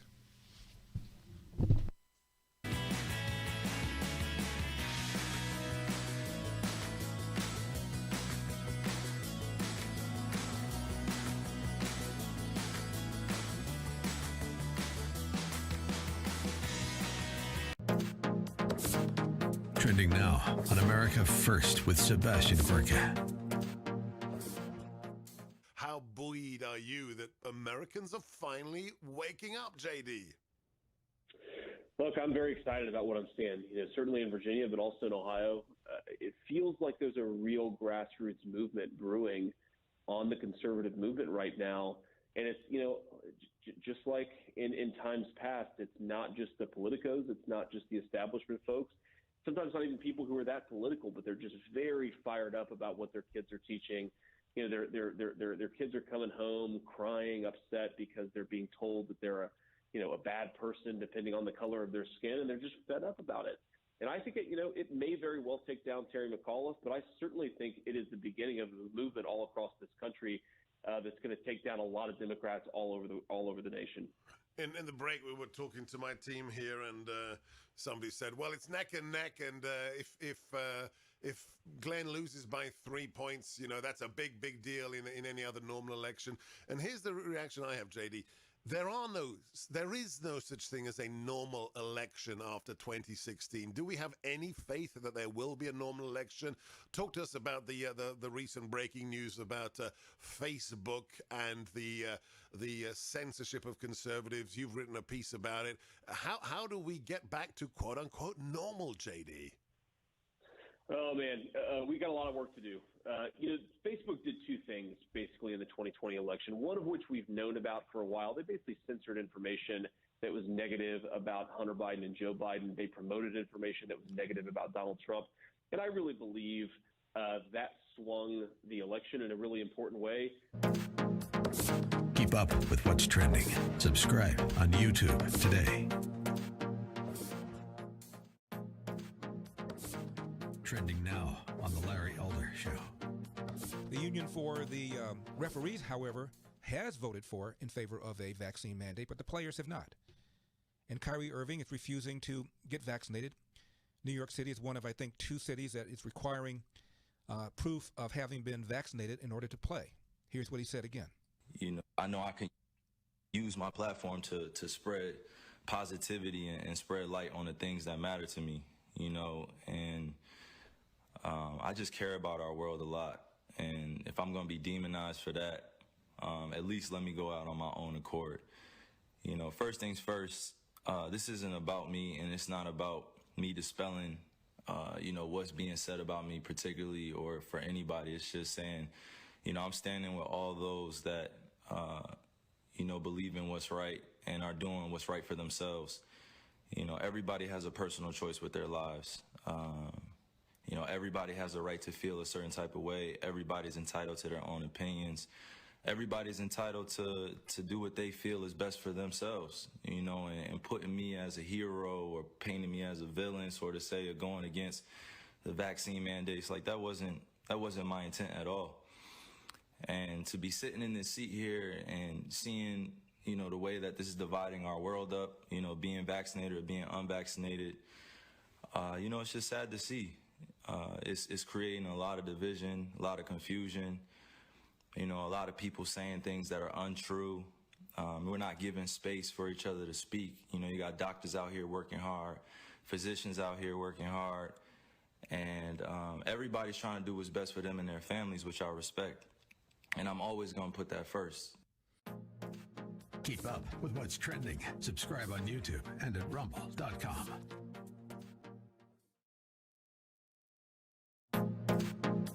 Trending now on The Hugh Hewitt Show. Well, this is the defining issue down the stretch, because at the end of the day, Terry McAuliffe can't explain why he thinks parents shouldn't have a role in their kids' education. He just can't do it because there's no explanation. All he wants is big government to stand between parents and their kids so that they, in fact, can continue to do what the left, liberal, progressive party wants to do, which is to keep individual rights in the drawer and have big government decide everything. That's what it is. And oh, by the way, Hugh, this education issue flies right in the face of the entire left establishment. I mean, it's not just big government, it's Hollywood, it's everybody else. And so this is why down the stretch here, this basic issue of parents having a fundamental right to be engaged in their kids' education is one that Terry McAuliffe can't explain, because he knows the answer is just so offensive to so many people, why he thinks big government should impose on parents' rights, and why parents are all standing up with us. I mean, this is not a campaign. It is a movement now. It is a movement, and I was called last night by my daughter, who saw my schedule, and said, please ask Glenn Youngkin if he will get the Virginia schools some common sense on COVID. Now, 2 of my 3 grandchildren have COVID, but the oldest one, who hasn't and has tested negative 4 times, can't go to school for 24 days in Virginia. The quarantine rules, along with the CRT in Loudoun County, along with the attempt to marginalize parents at Terry McAuliffe. Have you heard that the COVID rules are driving moms crazy? Parents have had it. They've just had it across the board. I mean, think about it. It started with parents standing up for one simple, basic request: open our schools.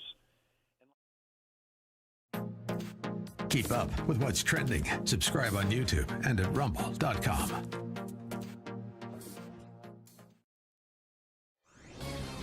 This is Carol Platt-Liebau for townhall.com. 30 years have passed since Justice Clarence Thomas was confirmed to the U.S. Supreme Court. His tenure there has been consequential indeed. He's the court's foremost proponent of natural law, an understanding that our individual rights are transcendent and come from God. This understanding undergirds his approach to the Declaration of Independence and the Constitution, powerfully informing the justice's unyielding commitment to limited government and equal justice before the law. Over the last 5 years, Justice Thomas has authored more opinions than any of his colleagues on the Supreme Court. His influence only continues to grow, and he's beloved by the scores of people who know him. He knows the names of the children of the marshals who guard the courthouse. He's mentored generations of clerks, treating them like family, and his distinctive, hearty laugh rings out within his judicial chambers. May God bless this great, good, and brilliant man, and may he serve on the court many years longer.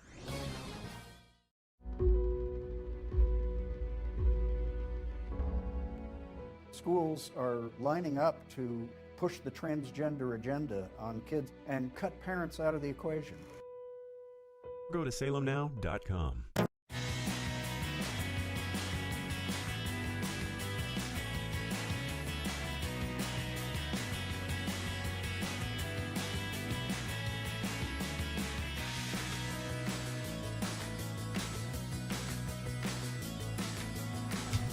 Hey, hi, how do you do? I'm Dennis Prager. Great to be with you. So much has gone on the show, which reminds me that you can hear every hour of my 3 hours. Many of you cannot for whatever reason, and you can for $5 a month. That's it. It's basically, I look at $5 as free plus $5. That's how I think of it. And it has nothing to do with my income. I mean, for some people, clearly, I acknowledge $5 is a serious amount of money. Most people in America, it is not. Anyway, that's not my point. My point is, for $5 a month, you can have my show without commercials anytime you want. And send it to a friend. A lot of important stuff today, including very impassioned statements I had after a caller defended Minnesotans who voted to defund the police. Really, according to Sean, it's about as hot as I've gotten in half a year. Because I was talking about the fact that 56%, everybody correctly is celebrating, well, not everybody thinks clearly is celebrating 56% of Minnesotans or people in Minneapolis voted not to defund the police, not to change the police department to some public safety government agency. But I noted the 44% did. It's very scary to think that there's better than a 4 in 10 chance that if you meet somebody in Minneapolis, they voted to abolish the police department. Well, sobering stuff. Anyway, that was an hour one. Got a lot to talk to you about in this hour. So here's a piece I'd like you to be aware of. Okay, here we go. So I mentioned earlier that I think that a lot of these fights, thousands of fights that have taken place on airplanes, whether about masks or not about masks, I think masks are the basic reason. I think people are dehuman. No, I don't think. I know like I know 2 and 2 is 4. People are dehumanized in masks. You don't see human beings. But to the left, the question, what is the price paid, is never asked. That's just the way it is. Let's expand the government. What is the price paid? Don't ask.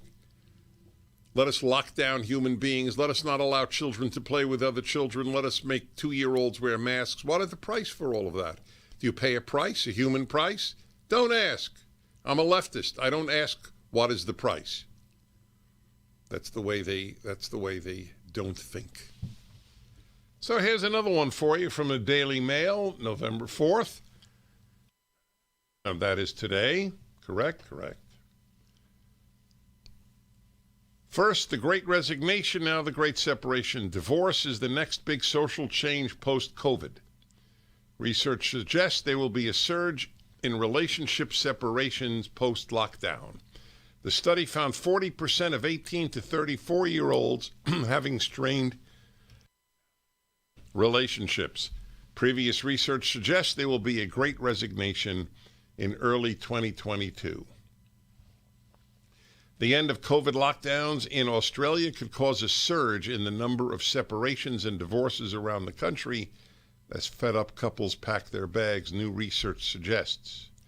The study was conducted by Australian government-backed online separation tool Amica, A-M-I-C-A, in October, while lockdowns were still in place for New South Wales, Victoria, and elsewhere.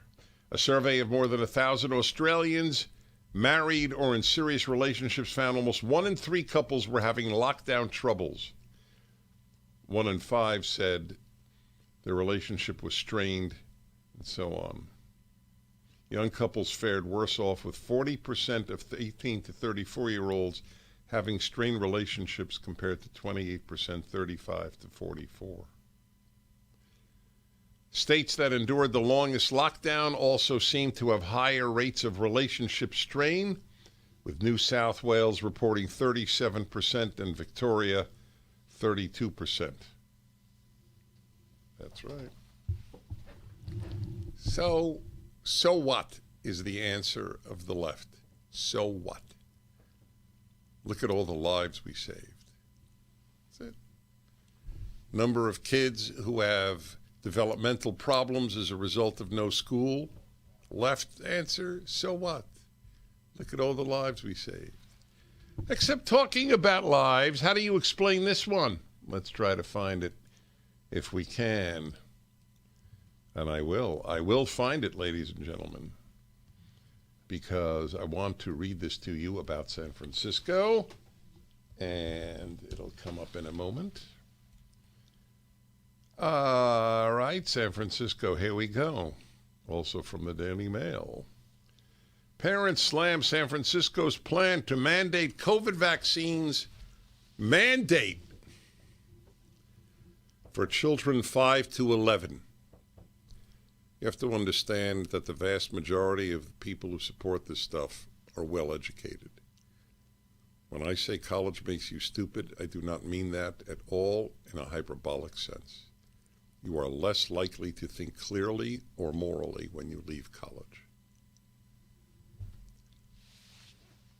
Guess how many people under 20 have died of COVID in San Francisco?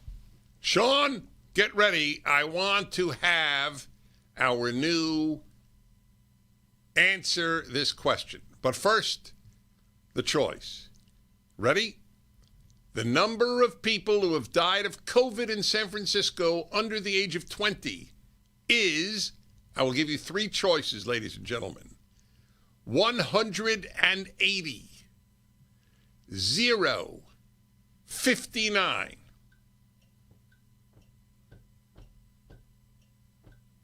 Nice. Nice one. Okay, the buzzer, please. Time is up. Buzzer, please. Did you not hear the first buzzer, please? I did, but she didn't play it. Wait, the person who does the buzzing did not hear me? Are you blaming that person? That's enough. Think about it. Okay. He's not happy. Okay, folks, I have no control over these noises, none whatsoever. Do not look at me. Do not blame me. Do not send me hate mail. It should all be addressed to Sean McConnell at DennisPrager.com. Or is it Sean at DennisPrager.com? Sean, yes, S-E-A-N. Good. All hate mail, in any event, should just be sent to him. Because he reads all the mail. I read a lot of it, but not all of it. Okay. All right, it's enough. Thank you. The answer is 0. 0.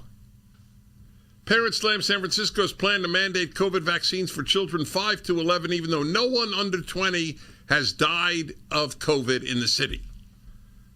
Are we going to have to carry birth certificates to prove 4-year-olds are ineligible? That's what one parent asked. That's really something, isn't it? How do you explain this? Do you understand that? Is it not clear that everything the left touches, it ruins, and that they're morons to boot? They're not only venal, they're morons. 5 to 11-year-olds have to be vaccinated, or they can't go in anywhere in San Francisco? Why would you stay in San Francisco?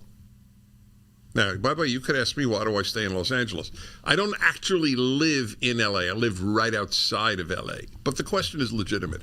I'm asked it everywhere I go. Why are you staying in California?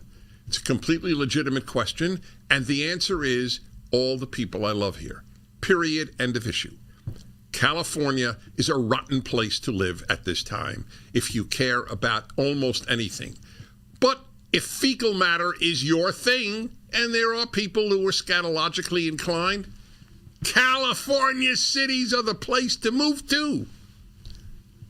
How many people are moving to San Francisco? It's a great question. To San Francisco. What is the ratio of people going from San Francisco to San Francisco? It's all about power and fear. You must understand every leftist lives life afraid. That's what it's all about. It is afraid. They have made weak people the weak. Weak women are leftist women, not strong women. Strong women are conservative women. The feminist movement has made so many weak women. They hear anything that disturbs them and they are traumatized. I don't mean sexual harassment, just hearing something. Back in a moment. The Dennis Prager Show, live from the Relief Factor Pain-Free Studio.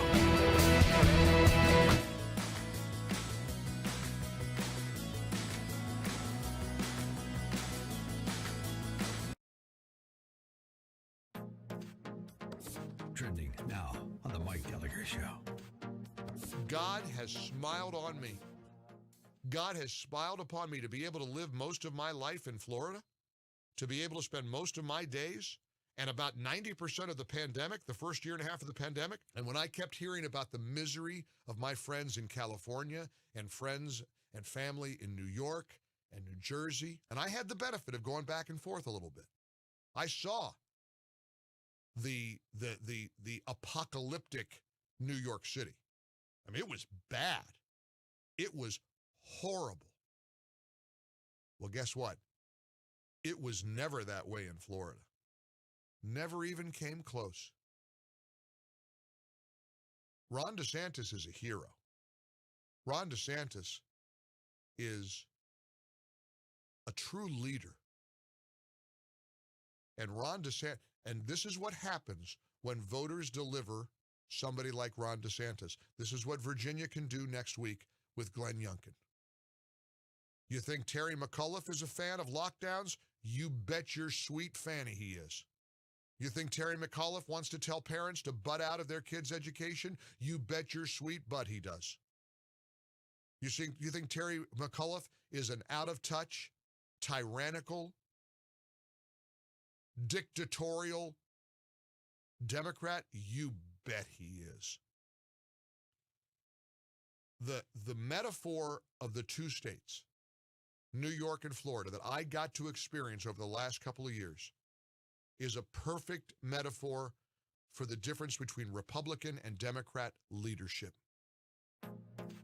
Keep up with what's trending. Subscribe on YouTube and at rumble.com.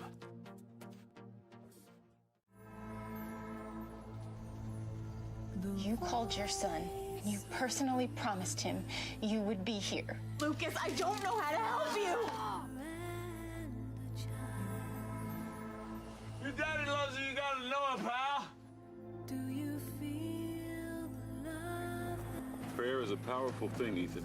It really does work if you believe. Look for Salem Now in the App Store or go to salemnow.com. This is why we're fighting for the soul of America. You should be able to share ideas without fear of being fired from your job or shouted down. You are not to be heard. This is one of the few things we have no precedent for in the United States. You have the right to remain silent. Look for Salem Now in the App Store or go to salemnow.com. This is Carol Platt-Liebau for townhall.com. 30 years have passed since Justice Clarence Thomas was confirmed to the U.S. Supreme Court. His tenure there has been consequential indeed. He's the court's foremost proponent of natural law, an understanding that our individual rights are transcendent and come from God.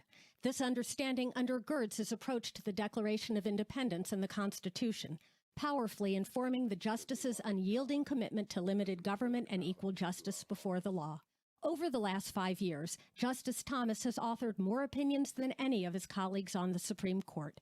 His influence only continues to grow, and he's beloved by the scores of people who know him. He knows the names of the children of the marshals who guard the courthouse. He's mentored generations of clerks, treating them like family, and his distinctive, hearty laugh rings out within his judicial chambers. May God bless this great, good, and brilliant man, and may he serve on the court many years longer.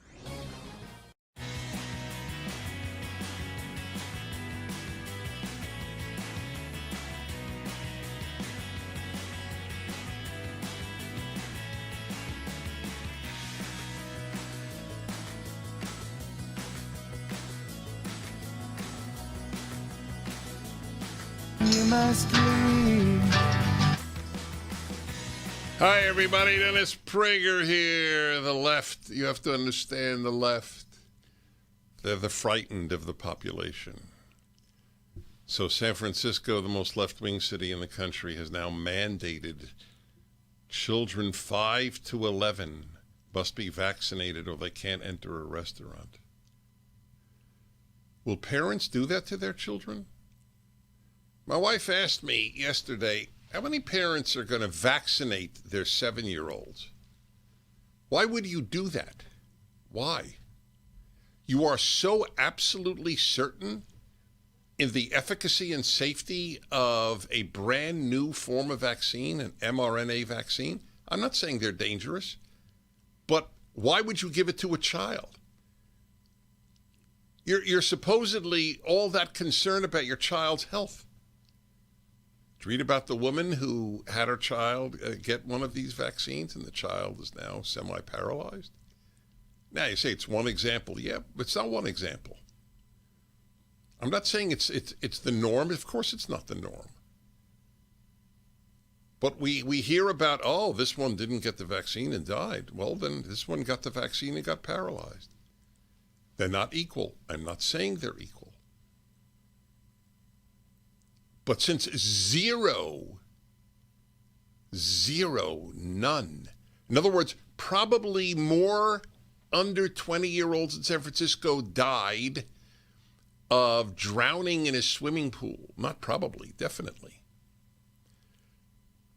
Probably of lightning.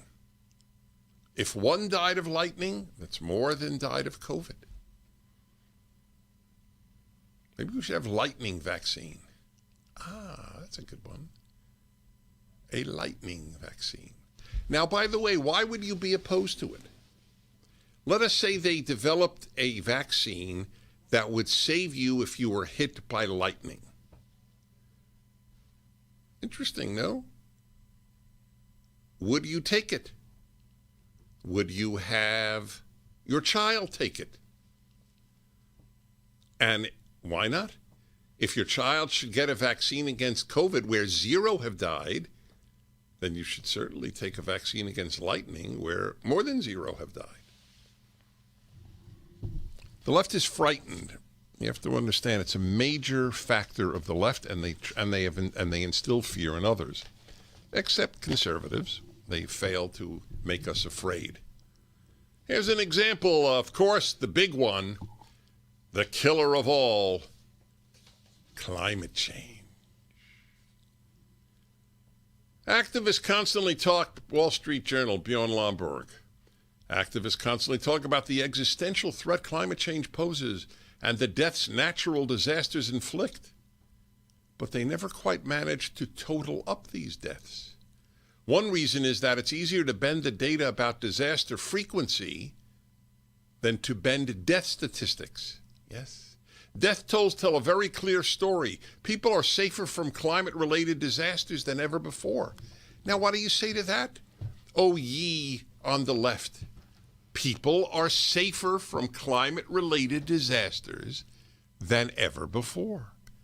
Estimates of costly but increasingly frequent climate damages are typically designed to mislead. One you see repeated often in the media is the National Centers for Environmental Information statistic that the number of natural disasters costing over $1 billion in damage is on the rise. But as this series, he writes every week, explained in regard to flood costs, only measuring the total damage of natural disasters over time misses the important point. There's much more stuff to damage today than several decades ago. So, of course, it's a ridiculous statistic. Oh, the amount of damage in dollars done today is much greater than 50 years ago. Of course. There's so much more real estate that's worth money that could be destroyed. The trend of weather-related damages from 1990 to 2020 declined from 0.26% of global GDP to 0.18%. That's what counts. The same with hurricanes. The disaster database recorded far more U.S. hurricanes after 1980 than before. 6 times as many on average. But the historical record from dozens of peer-reviewed studies shows the number of land-falling U.S. hurricanes, those are the ones that matter, not the ones that stay over the ocean, has actually declined slightly since 1900. Did you know that? Bet you didn't. Bet you've got a PhD in environmental science. You don't know that. A century ago, almost 500,000 people died on average each year from storms, floods, droughts, wildfires, and extreme temperatures. Get that? Century ago, almost 500,000. Over the next decades, global annual deaths from these causes declined. Guess how much? What percent? What percent of humanity decreased, death decrease in the last 100 years from storms, floods, droughts, wildfires, and extreme temperatures? It's decreased 96%. And it's continuing to decrease. Climate-related deaths will probably total about 6,600 by the end of the year. That's almost 99% less than the death toll a century ago. The global population has quadrupled since then. So this is an even bigger drop than it looks. But they're afraid of climate change. Really afraid. Because they live in fear. They fear marriage. They fear children. They fear independence. They fear not relying on government. They fear. What has produced all this? On the Happiness Hour last week, I said, I think being coddled as a child is a big factor. I'll bet you the vast majority of leftists were spoiled as children. What happens is you can't deal with life when you're spoiled as a child. That's a big price paid. You expect life to be easy. Whereas if you weren't coddled, you don't expect life to be easy. I wasn't coddled, never expected life to be easy. That's why I wrote a book on happiness. I'm a much happier human being than kids who were coddled. Because I never took easy for granted. I expected, as I wrote a chapter in my book on happiness, which has touched a lot of people's lives, there's a chapter, life is tragic. I knew that from a very early age. A, because I was religious and studied religious texts, so I got wisdom. And B, because I didn't expect it to be easy on an individual level, because it wasn't easy.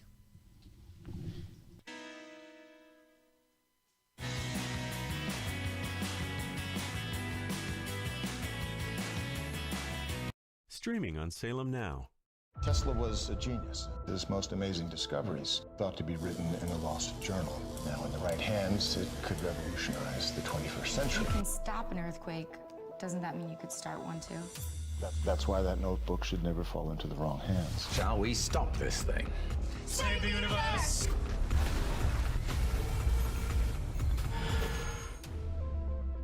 Look for Salem Now in the App Store or go to salemnow.com. Streaming on Salem Now. The public would be outraged if they knew the truth. Why do you think our politicians are not on the sidewalk right now talking to you? Don't have no respect. The old wall randomly turns into a guardrail, followed by miles of open border.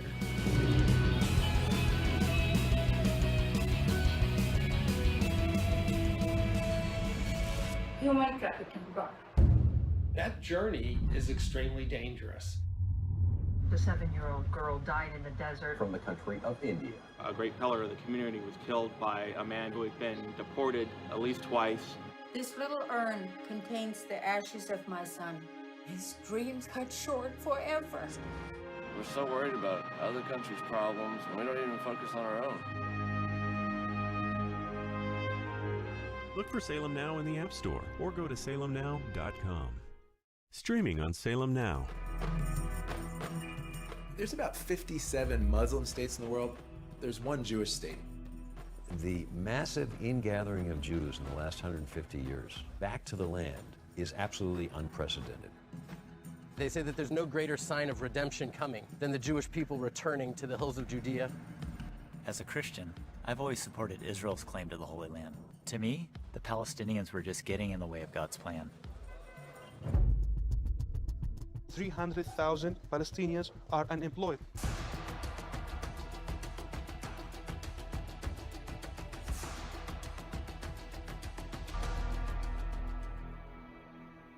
In spite of all the years of conflict, there's hope here, if you know where to look for it. Stream on your phone, tablet, or TV. Look for Salem Now in the App Store or go to salemnow.com. I grew up poor, which is even worse than being poor. We would have sandwiches with no meat. My American dream entailed working hard and making $20,000 a year. But I surpassed that goal and became a corporate CEO. We'll all be able to say, free at last, free at last. Look for Salem Now in the App Store or go to salemnow.com. Man, I miss my father, and I want him to be here with me, but he's not. We all had something in common. A lot of us were miserable. We had no fathers in our lives. This is how I began the life of crime. I desired to have a father who would tell me that what I did was wrong. Look for Salem Now in the App Store or go to salemnow.com. Judge Thomas, you solemnly swear to tell the truth, the whole truth, and nothing but the truth, so help you God. I do. I was under constant attack. You're not really black because you're not doing what we expect black people to do. This is the wrong black guy. He has to be destroyed. So you'd still like to serve on the Supreme Court? I'd rather die than withdraw from the process. Look for Salem Now in the App Store or go to salemnow.com.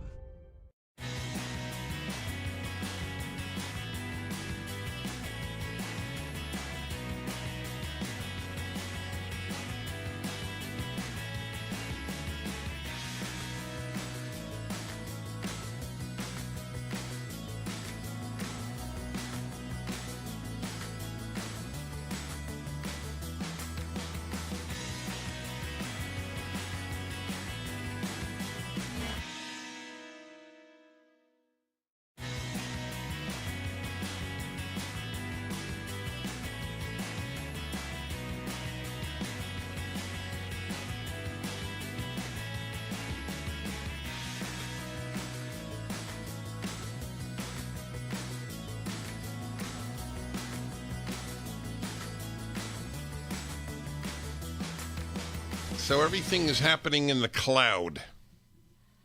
What does that even mean? I have a physicist and a senior fellow at the Manhattan Institute, which I have great admiration for. And that is Mark Mills. And Mark P. Mills, has written The Cloud Revolution, How the Convergence of New Technologies Will Unleash the Next Economic Boom and a Roaring 2020s. How do you like that? An optimist has written a book. Shh. You're the first optimist I've had on in 3 years. I'm honored. I'm the last optimist. I'm the last one. And I'm not going down without a fight. Apparently not.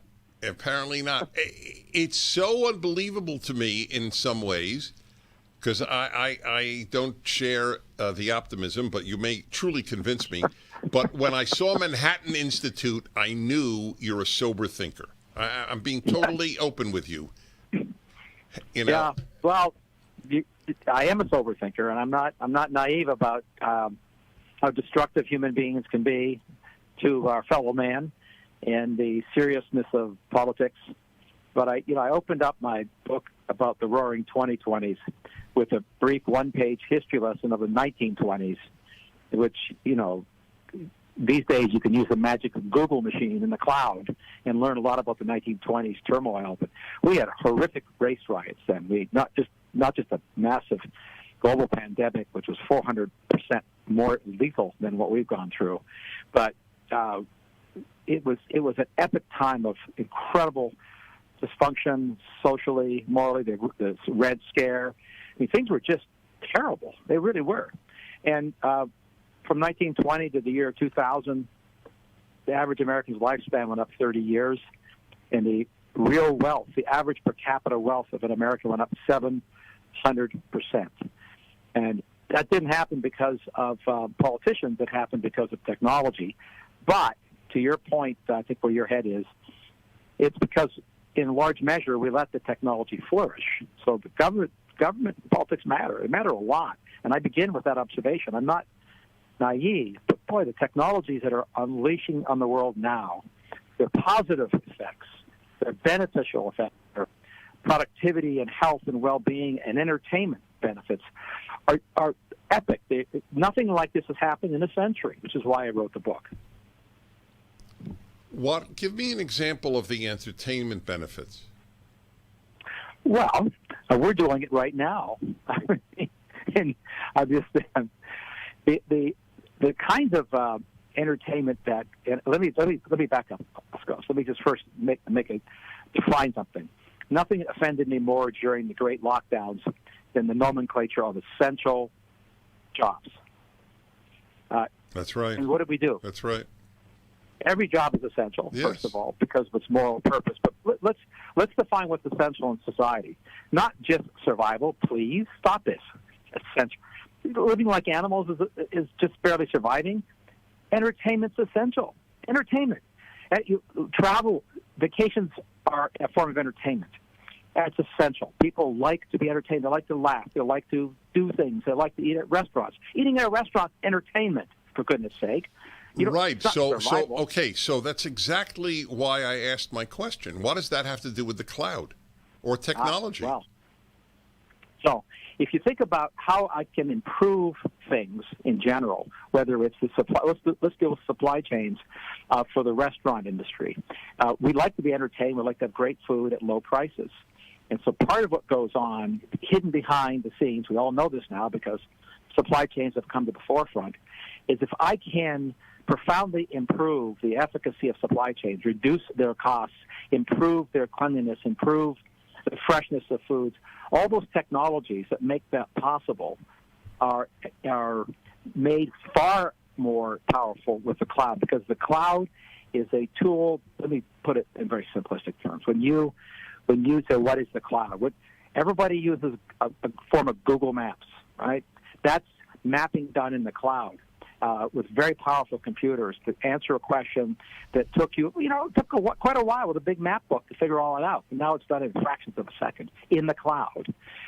Uber is a cloud-based technology, so is Airbnb. They disintermediate complicated connections between two counterparties, and they can take very complicated supply chain relationships from the farmer through the processor, the transporter, to the last mile, if you like. All the dozens, sometimes hundreds of business relationships and technologies can be made efficient, transparent, easy, and cheaper. You're right. Okay, you're moving me. We'll be back in a moment. The Cloud Revolution is up at DennisPrager.com.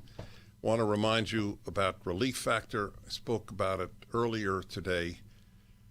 Doctors created this ultra-safe supplement to get rid of your joint or muscle pain. And everyone I know that uses it, which is almost everyone I know, knows that it works. Try it for 3 weeks for just $19.95. Cancel if it doesn't work, but you've only tried it. You've only paid $19.95 at ReliefFactor.com.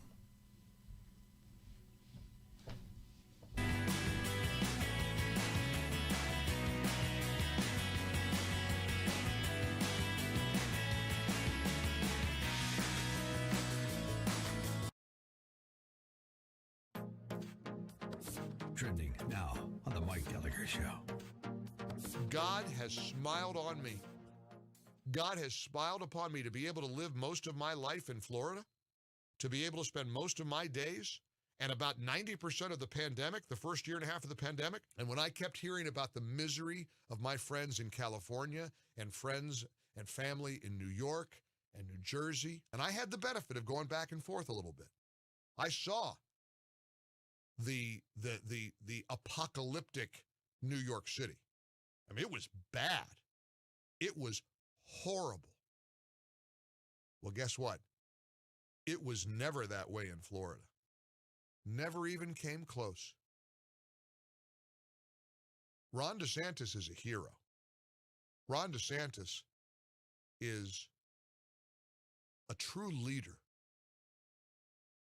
And Ron DeSantis, and this is what happens when voters deliver somebody like Ron DeSantis. This is what Virginia can do next week with Glenn Youngkin. You think Terry McAuliffe is a fan of lockdowns? You bet your sweet fanny he is. You think Terry McAuliffe wants to tell parents to butt out of their kids' education? You bet your sweet butt he does. You think Terry McAuliffe is an out-of-touch, tyrannical, dictatorial Democrat? You bet he is. The metaphor of the two states, New York and Florida, that I got to experience over the last couple of years is a perfect metaphor for the difference between Republican and Democrat leadership. Keep up with what's trending. Subscribe on YouTube and at rumble.com.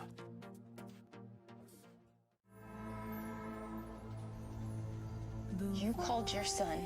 You personally promised him you would be here. Lucas, I don't know how to help you. Your daddy loves you, you gotta know it, pal.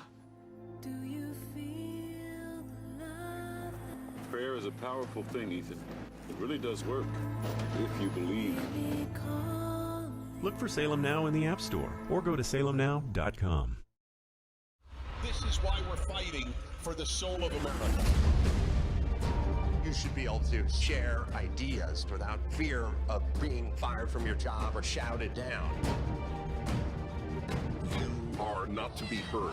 This is one of the few things we have no precedent for in the United States. You have the right to remain silent. Look for Salem Now in the App Store or go to salemnow.com.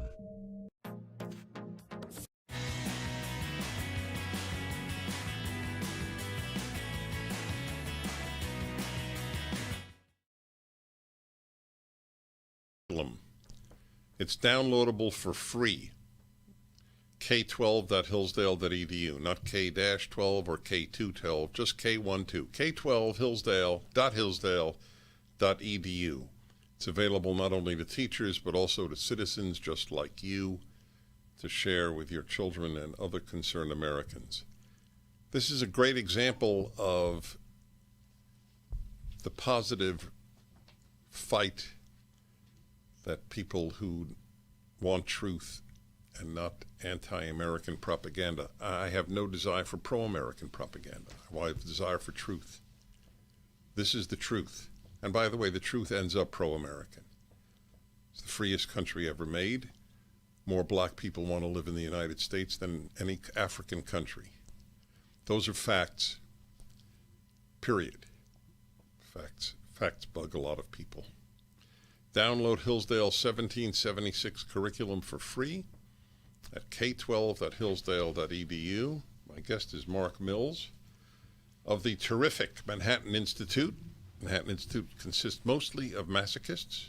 They're conservatives who live in Manhattan. It's one of the great puzzles of my life. It's up there with why did God make the mosquito? Well, I'm actually a deeper masochist. I live in the Washington, D.C. area. I don't live in Manhattan where the Manhattan Institute is. So I'm another level. Dante's Inferno, down a layer.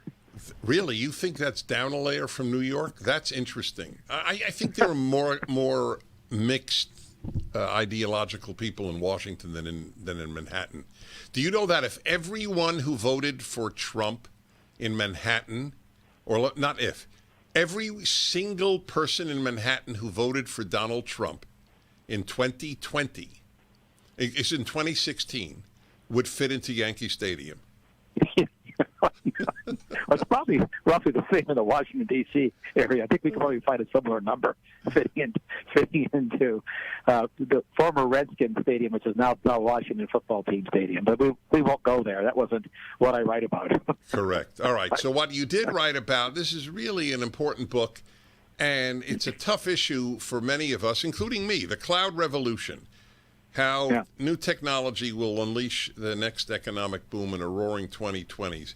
So, okay, so everything you write about that, of which I am aware, and what you already expressed in the first segment with me, makes perfect sense. I agree with you. Look, I am old enough to remember I have been lecturing since I was 20 years old. So I'd rent a car in every city I went to, and I would buy a map at the airport.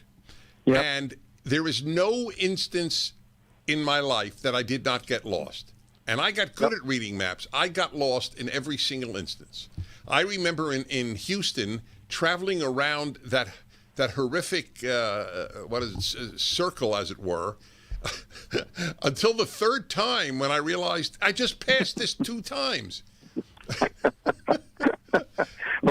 So think of your personal productivity gains. I couldn't agree with you more. No, seriously, I couldn't agree with you more. Or getting a hotel, or booking my own flights. All of this is absolutely. These are terrific benefits, qualitative benefits to my life. However, are you not afraid of the misuse of technology? Oh yeah, of course. Permit me an observation about Hillsdale. By the way, I'm going to be there next week, giving a lecture on how technology rescues us from our fears of the environment. So environmental justice is not solved by political chaos, but by better technologies, which includes the cloud, by the way. So I'm a huge fan of Hillsdale, obviously. Otherwise, why would I go there to give a speech? But listen, I am afraid of unintended consequences. Who isn't? You can't be naive about humans do bad things. It's wired into us. We do good and bad things with technologies. I think we could argue the very first technology invented was probably a sharpened stick to get food. And not too long after that, somebody used that sharpened stick to do something bad to somebody they didn't like. So, listen, this has been true for all of all of history. But we live better today. We live longer today. We live more comfortably. We have more conveniences because of technology. The thing I try to analyze in my book is whether or not there's some significant changes that are not being invented now, but were recently invented and becoming viable. All of them are being amplified or accelerated by the cloud. It's not just the maps. It's not just Zooming, which unlocked telemedicine. It's a lot more convenient to get the first opinion on your smartphone with a video conference with your doctor than having to line up in a doctor's office for a simple question. Those things are obvious to people, to your point of conveniences. But most of those things have been in the information areas themselves. What's happening now is different, is that the supercomputing in the cloud is like a utility. It's like putting the power of a power plant, but it's a logic power plant that's instantly available anywhere all the time, now to machines. So the efficiency with which warehouses move goods to all our doorstops, part of that's the truck, for sure. The truck still is important. But the incredible velocity of efficiency of how those products move from markets, anywhere in the United States or the world, through warehouses to your doorstep, is entirely a function of powerful software in the cloud. The cloud meaning the communications, the computing system. Okay. I agree with you, and I have my own personal examples. I mean, the fact that I could track any package sent to me is astonishing. Imagine that?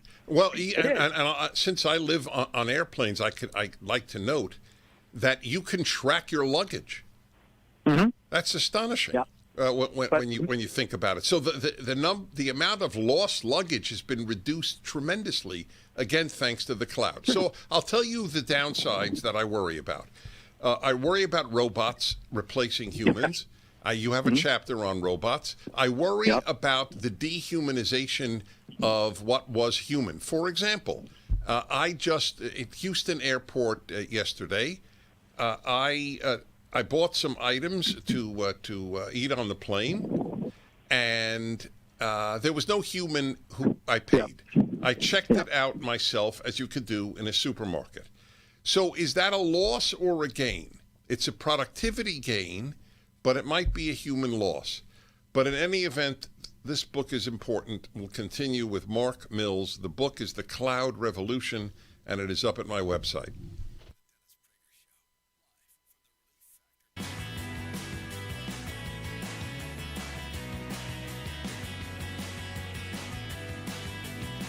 Streaming on Salem Now. There's about 57 Muslim states in the world. There's one Jewish state. The massive ingathering of Jews in the last 150 years back to the land is absolutely unprecedented. They say that there's no greater sign of redemption coming than the Jewish people returning to the hills of Judea. As a Christian, I've always supported Israel's claim to the Holy Land. To me, the Palestinians were just getting in the way of God's plan. 300,000 Palestinians are unemployed.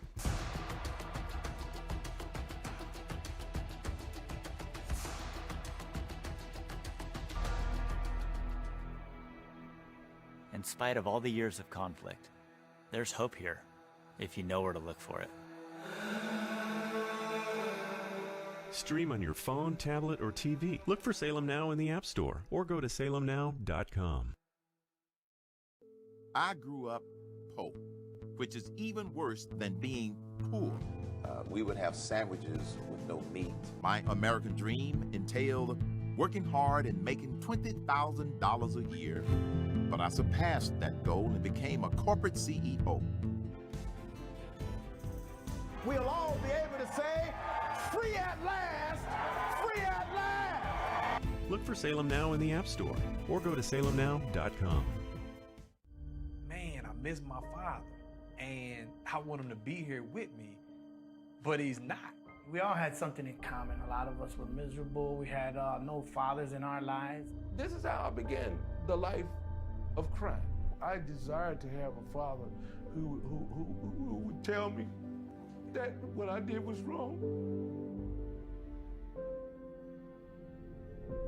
Look for Salem Now in the App Store or go to salemnow.com. Judge Thomas, you solemnly swear to tell the truth, the whole truth, and nothing but the truth, so help you God. I do. I was under constant attack. You're not really black because you're not doing what we expect black people to do. This is the wrong black guy. He has to be destroyed. So you'd still like to serve on the Supreme Court? I'd rather die than withdraw from the process. Look for Salem Now in the App Store or go to salemnow.com. This is why we're fighting for the soul of America. You should be able to share ideas without fear of being fired from your job or shouted down. You are not to be heard. This is one of the few things we have no precedent for in the United States. You have the right to remain silent. Look for Salem Now in the App Store or go to salemnow.com.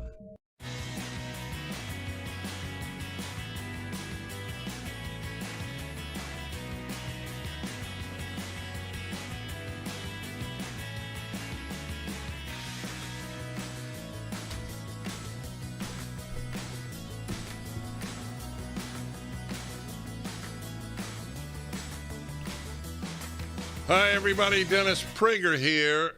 Don't hang up. I'm going to try to summarize some calls. I just want to conclude this fascinating discussion with Mark P. Mills. By the way, is there a reason you use your middle name? There's a Mark Mills that writes novels in England. I knew it. I knew there was a reason. I'm not kidding. I had a strong sense. Yeah, there might be another Mark Mills, a mass murderer in Texas, There could be. I hope not. But there's a novelist. Maybe I'm jealous that he wrote a novel because my book's not fiction. It certainly isn't. Anyway, anybody who's a fellow at the Manhattan Institute is my kind of guy. The Cloud Revolution So I asked you about the dehumanizing aspects. Yeah. I want to order from a waiter or waitress. I don't want to order from an iPad. Sure. I same page. So let me quickly observe about robots taking jobs, because the automated system is a quasi, virtual robot that's replacing the person taking your order, and so are robots in factories and in other places. So robots are a form of automation, obviously. We've been automating labor for 100 years, and the net impact on the workforce has been more jobs, not fewer. But it changes the nature of jobs. That's important. But it changes the nature of jobs in terms of what people do, but it doesn't eliminate work. It's not dehumanizing in that sense. Good. But okay. What you're describing, but what I'm describing is a separate issue. Go on. It is. So what you're describing is what I would call these transitions of these misapplications of technology. What technology, like the cloud and automation, does is it takes costs out of systems, and smart business owners then figure out how to make their customers happy, people like you and me and others who like human beings to talk to them. So if you take costs out in one place, you can spend money other places. I think the net effect of automation will, in due course, and we see this with some retail operations already, and some stores, you see a return to the human as the interface, and we can pay them more because they've taken costs out elsewhere in the supply chain or the operation with automation and with cloud. That doesn't happen overnight. I'm saying the obvious. The light doesn't switch. Everybody figures it out overnight. But that's the path that we're on. I think we're very bullish for net wage increases, and therefore more people, especially young men and women who don't want to go to college to get a degree that doesn't have any inherent value, as you well know, many don't, and they'd like to work in the entertainment or services industry, but be paid more. They can be paid more if the industry is more productive. That's what automation does. We'll try to do a part two. You're a joy to talk to. Mark P. Mills, The Cloud Revolution. So to all of you calling, I have to respond to that it is not true that all blacks want to live in America. I don't think I said all. However, I would say that the ratio is probably 100 to 1. That's why so many millions have moved here. I don't blame them. I would move here too, whatever color I was. I'm Dennis Prager. Cloud Revolution is up at my website.